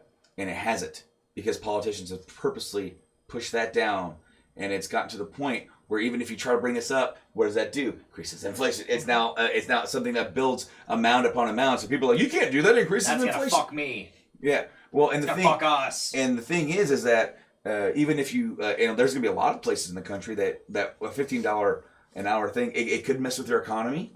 So there's that issue, but it's also going to end up being to a point that it may not be enough for some people. Some people have 2 or 3 minimum wage jobs just to make their damn rent and get their food for the month. And that's one of the biggest statistics. You look at the median rent for the average person in the United States has gone up like 670%. And this is rough numbers. I can't remember the statistic because it's a statistic and it's an imaginary number. But like 670% in 20 years. And minimum wage has been stagnated for fucking generations, basically. I remember when it went from $5-something an hour to $7.25. Yeah. It was 6:30. It was like 6:30 when I started working at Monocles, and yeah, it was. I think it got bumped up to $7.25 right around 2010. That was the bump. $7.25. And it's been $7.25 ever since. Yep. So, and you know what's $7 really fucking 25. You know what's even funnier is if you are a waitress, you don't get minimum wage. No. You get fucked. Is you what get $3.25. $2.50 or $3, So something like that. The only thing you get is what people tip, and then people are like, I don't tip. Fuck you. That's how Fuck you, people Mr. live. Pink. Fuck you, Mr. Pink. Yeah, no, it's crazy because then it's like, people then like, well, minimum wage is just a starting position. Minimum wage is you're supposed to be able to afford the bare minimum in your life. Yep. You won't be able to go on vacations. Maybe you can't afford to go doing cool stuff. But you're supposed to be able to live. You're supposed to be able to have a roof over your head and have food and pay your bills. Yep. That's it. Minimum. That's where this whole thing is getting lost. And now these motherfuckers want to go after the money that we paid in to our Social Security. And which they call entitlement. I love that phrase. Like, entitlements. We want to do entitlement reform. It's like, motherfucker, that's not an entitlement. That is mine. I paid it. I paid into that shit for years. And they've been keep borrowing against it to fund their fucking jets and their $500 million hammers and toilet seats. And that's why things like unions are important, folks. And that's why I'm a member of one, because I negotiate for what I get paid. I don't work unless I say so. If I don't want to work, I don't go to work. If I want to work, I go to work. I don't pay for health care. I do not pay for my health care. Neither do you guys. Yeah. But that's a union ideal. Yeah. That's where it came from. Yeah. So, how many people do we know outside of Subaru that get free healthcare? Almost no one. Canada.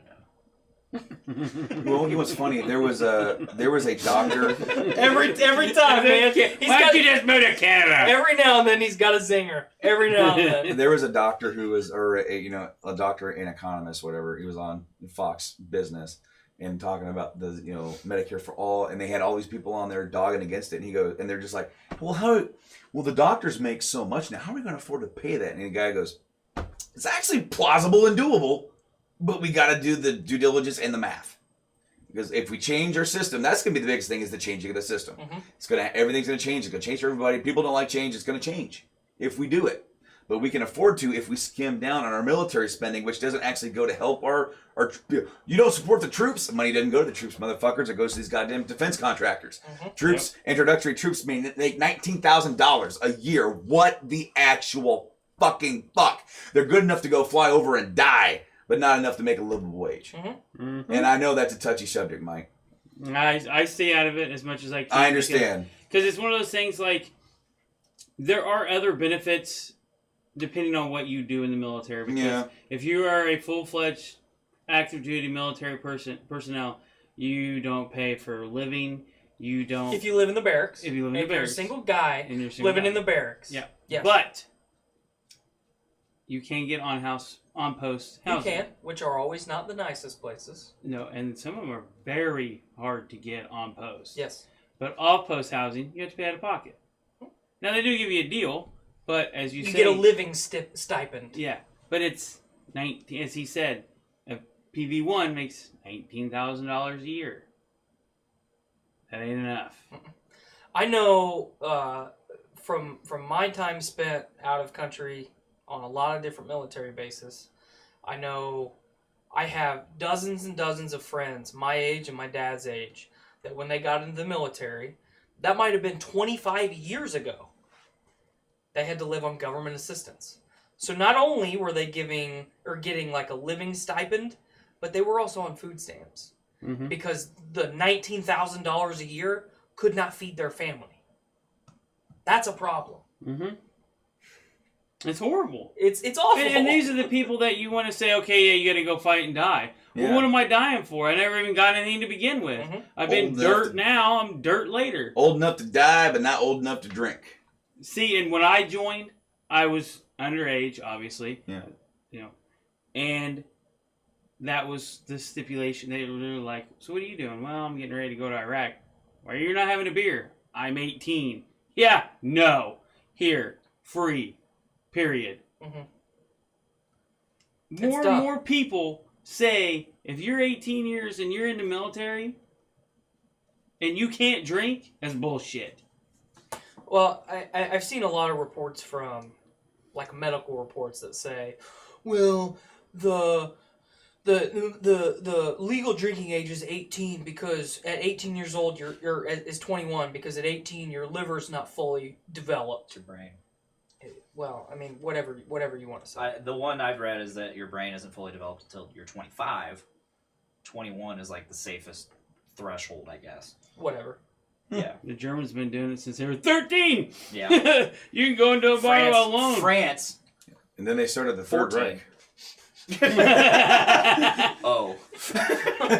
Well. Hey, another thing. The drinking age in America is 21, and we've got the Fourth Reich going right now. Oh, so. you know shit, right? Another thing that like our college system, extremely expensive for nothing, and you go up to Canada. I was listening to the Rooster Teeth podcast, and Barbara Dunkelman, famed Canadian of Rooster Teeth, right? She's like, I paid like $1,700 a semester, maybe a year for college. Sometimes my books were more than my tuition. So in specific countries, they pay you to go to college. Yeah. That they will literally, you go to college. I mean, I got paid to go to college. They tell you what is it? Was it Switzerland or Denmark or somebody? Somebody started a thing where you no longer have to pay taxes unless to 25, unless you pass a certain point of income. So, and that's the age of what are you doing when you're 18 to 25? You're going to college. You're learning. You're getting your life experiences. You're trying to get your foothold on where your life's going to lead. That's what you're doing. And they get taxed the most. They're getting screwed over so bad here. But you got other countries that's like, so yeah, that's our future. So we're going to make their life as easy as possible so that they can later on make this country better. And we're over here going, we're the greatest country in the goddamn world. Until we can for what? Better ourselves and better our educational system. My advice to any young person, whether they're late teens, trying to figure out what to do with their life still, going into their 20s. If you're listening to this weird amalgamation of a smash cast that this has become between gaming and podcastrophe, Game Addicts and podcastrophe, learn a fucking trade.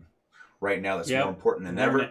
Learn a fucking trade, be like this dude, and join a fucking union right now. Here's the thing, because to cut you off, sorry, you can use that later on. Yeah.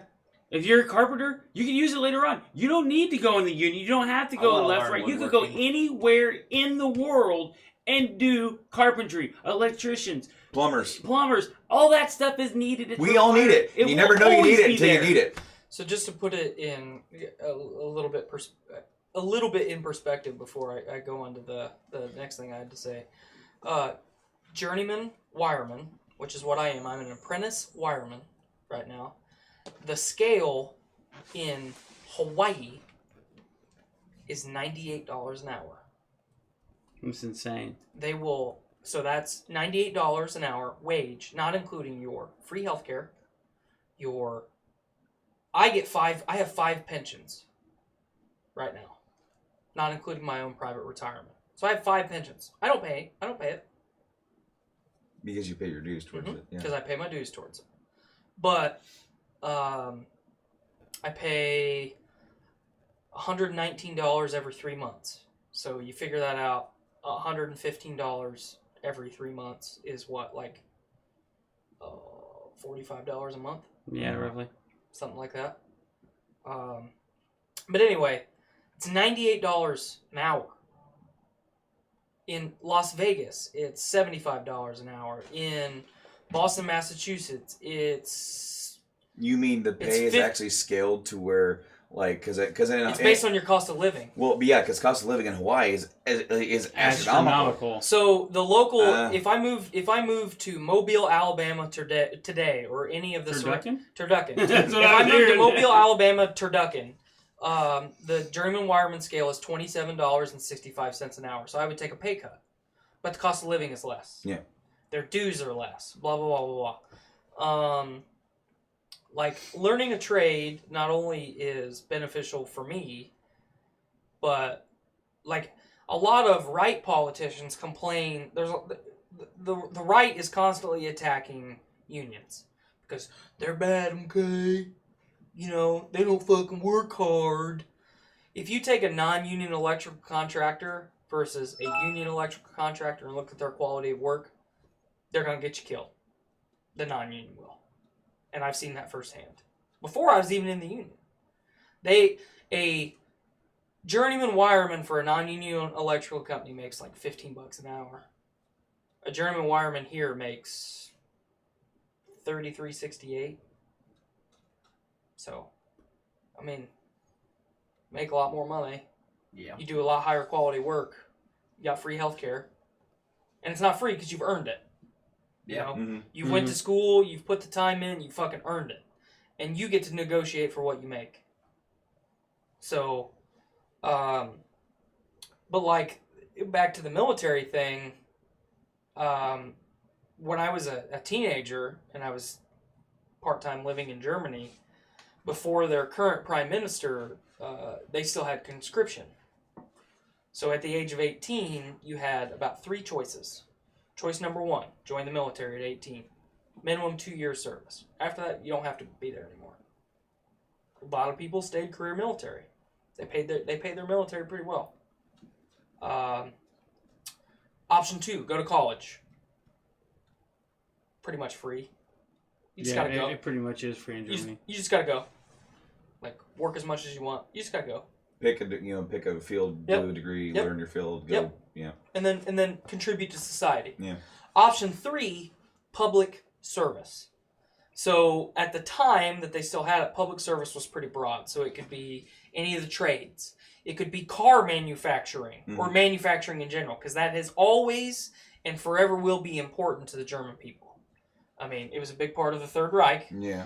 But like, Germans take pride in their manufacturing and engineering. It's a big deal. Absolutely. Engineering in general is that's Germany. Right. But road construction. Like, there is not a fucking stitch, not 1 mile of road in Germany that is government funded, I guess is how I'm going to phrase it, that's not constantly under construction. That's why all the roads are really nice. And I tell you what, I've seen them build their roads from the ground up. They build them like a freaking runway for the airplanes. Exactly. That's why they last so damn well, long. and part of it, people, like, especially here in the Midwest where we are at, people are always like, well, it's the climate fucks our roads. Germany has an identical climate to Indiana. That's why Indiana is named Indiana. It's actually not why. It's bacteria that eats the asphalt. That's why it's bad. Okay. Aliens, okay. So, before we go any deeper, before we wrap it up, before we decide whatever we're going to do, I think it's about time we wrap it up. what we got popping in the comments? My wife had a big thing. Your wife says, I'm not sure what you said, but I heard wife, and everyone laughed, so I'm sure it wasn't nice. What's Austin Hill? Austin's Hill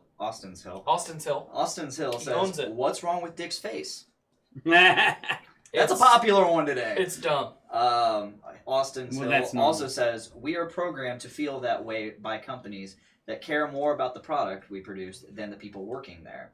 That's why they punish and shame those that take time off for themselves or even take 6 time off. Exactly. Mm-hmm. Yep. That's and it's despicable. Good way to place it. Yeah. I'm not gonna lie. I've been there where I see someone take time off that it's their allotted PTO time, and I'm like, fuck them. Ooh, someone can't show up to work. But is it because you don't like the fact that they're out, or the fact that they get to go out and you don't? It's I don't like that they're out, and it's like, oh, like, and it's like, or the people that, like, when they offer PTO in the morning, and they're like, yeah, I'll take PTO. I'll get pissed. Like, it's not as bad anymore, but like, there was a time when I was like, seriously, again. It depends on who it is. If it's the same person over and over again. Because Cliffy takes it a lot. Yeah, Cliff, Sean, or Joe. Like, it's like, seriously, you can't work again today? You can't work today? But at the same time, it's like they're using their time the way they want to use it. Yeah. So it's like, why am I mad at them? Why am I getting so worked up because they get to go home and use up their day? Because you don't get to go home. For me, it's jealousy. I know that for 100%. There is that. I'm like, I hate you because there you is get to that leave and I have to stay in this shithole.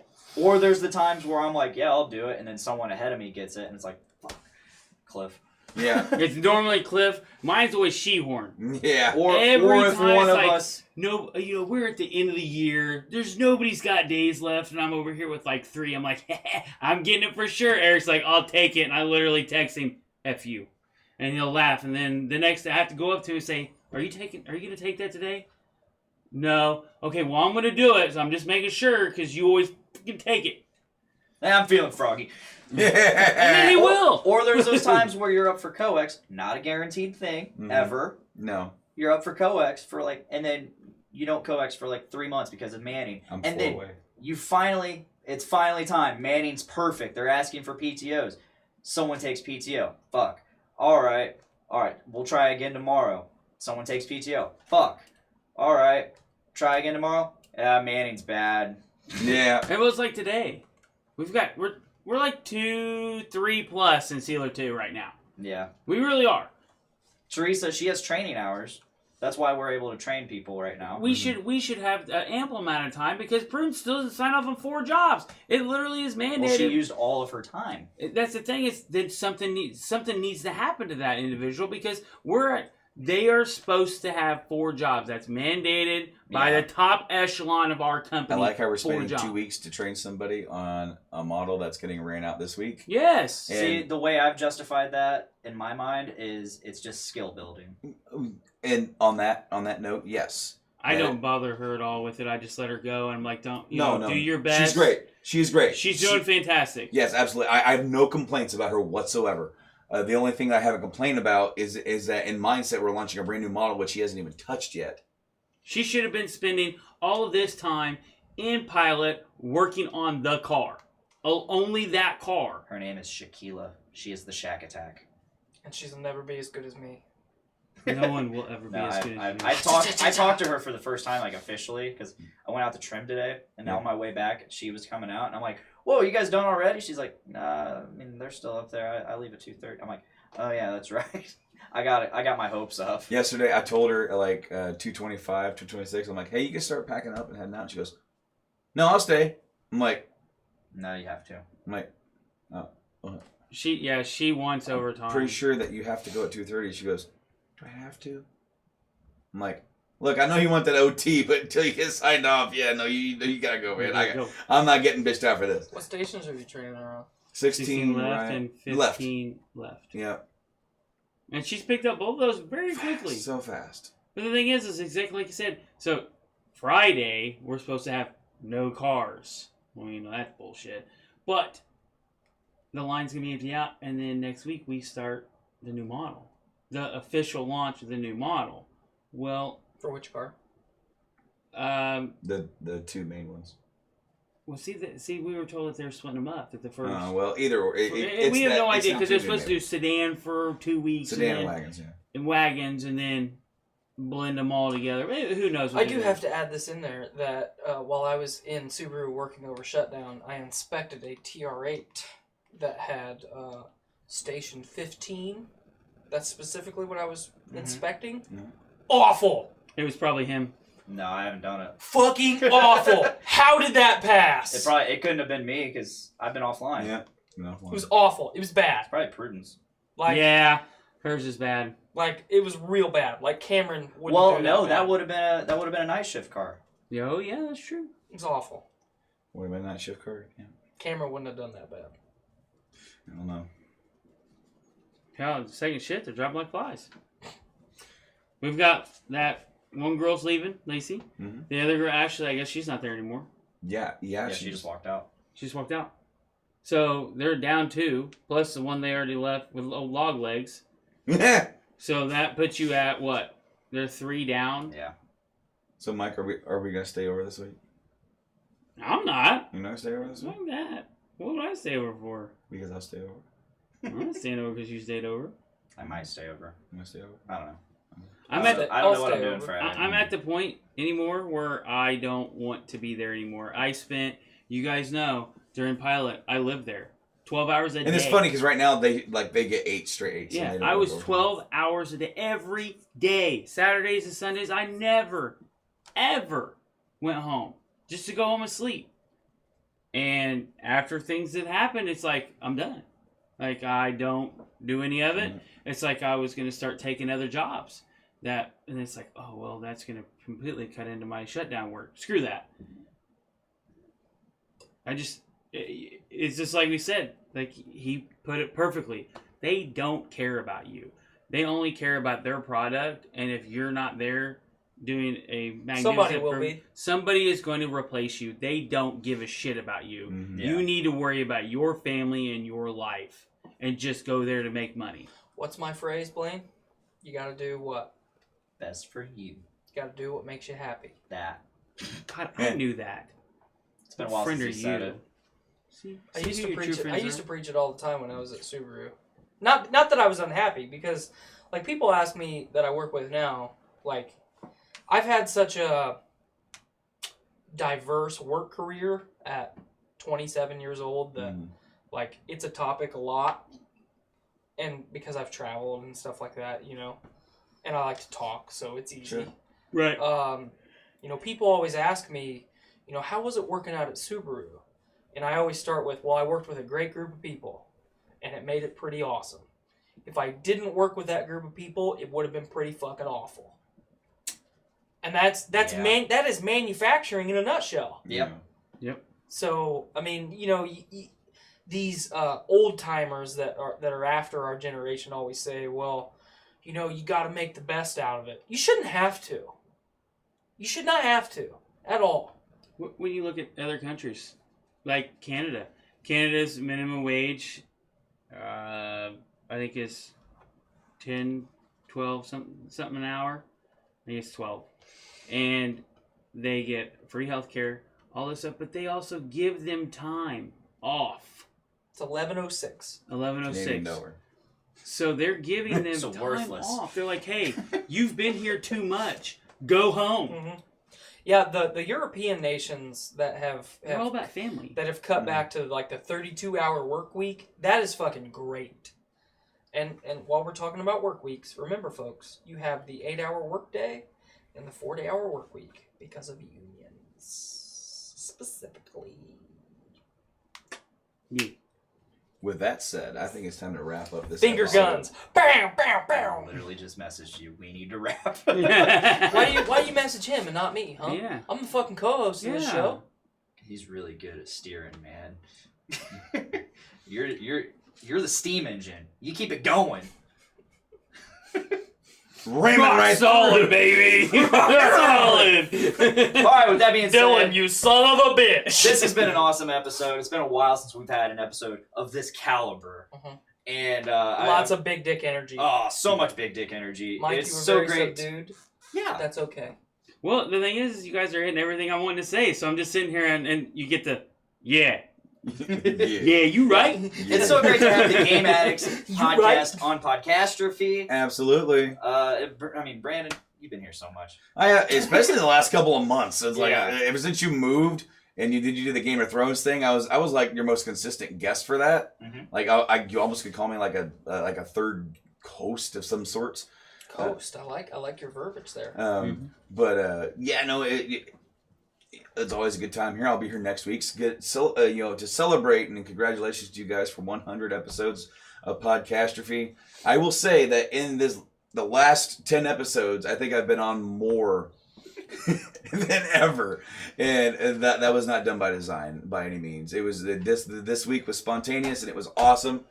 It was a very welcome surprise to walk down and pull that green screen back and see you and Mike sitting here. Hell yeah! Because I expected you because I saw your car and then I was like, wait, what's that voice? It's my little buddy. Yeah. Of course, I've been wanting to get Mike on here for a while. I mean, I know I haven't said it, but like, yeah, he talks about. He's like, I really want to get on the show. I'm like, all right, let me know, and then he never asks. Never. It's one of. I think I have asked once, and you're like, I can't. It was actually a weekend where like I had stuff planned. I was leaving town, so that. So was and I'm like. But that's like I don't know if you can or not. I don't know if you can. Once. There's like once. Well, there's an anxiety. We're gonna use this as a stepping stone to get you on here more often. Yes, that's fair. There's an anxiety for me to asking a guest to be on the show. Like I just tell Tyler. It's a fear of rejection sometimes. Just tell Tyler to do it. I know or tell him no. Has a little penis. I know. So this has been Podcastrophe episode 99. This has been Game Addicts Podcast episode 131 in this awesome Smashcast Gamecastrophe. It's been great, guys. It has. Let's bring it home. Yeah, we already did the plugs in the middle. Yeah. We already did the plugs in the middle, so we don't have to do it here at the end. So if you guys made it this far, thank you guys so much for listening. Comment if you do. Please feel so need to tell us how much you love us and hate us. That's also welcome to hear all your lovely voices. Thank you for everybody every week listening to me on any show that I'm on. He doesn't know which show he's on right now. To the Journey into Comics Network. And thank you for listening to my long-winded, sometimes inexplicable rants about God knows what. Thanks for always listening. So yeah, hit us up on all the podcasting platforms, both of our podcasts, Game Addicts Podcast and Podcastrophe. He's plugging again. Yeah. We just said we weren't going to do that. You can check out Podcastrophe live every Tuesday, roughly around 6, on Facebook, YouTube, and Twitch. You can check out Game Addicts on Wednesdays, around between 4 and 6. Wednesday. Robotic voice. Wednesday. So yeah, download us, share us, watch us, listen to us. Talk to us. Talk to us. Love chat us. with us. Live and us. Just do your best. Live, laugh, love us. Oh no. Do what makes you happy. Do what makes you happy. And make every day a big dick day. Bye guys. Later. Bye. Oh, you got cut off. Oh, I know. It's okay. you can't I'm used do to it. Blaine hates you. Alright. Bye live feed. It's been good. Hey, has my mic been picking up? Yep. The cable just fell out. Well, the stream is picked up by these two. Yeah. Yeah, but you see all the So I'm there. all the Yeah, you're wavies. there. Holy crap! It was sitting like this, and then I was like, okay. Boom. I have not been playing with it. Yeah, let's talk Extra Life real quick. Yeah.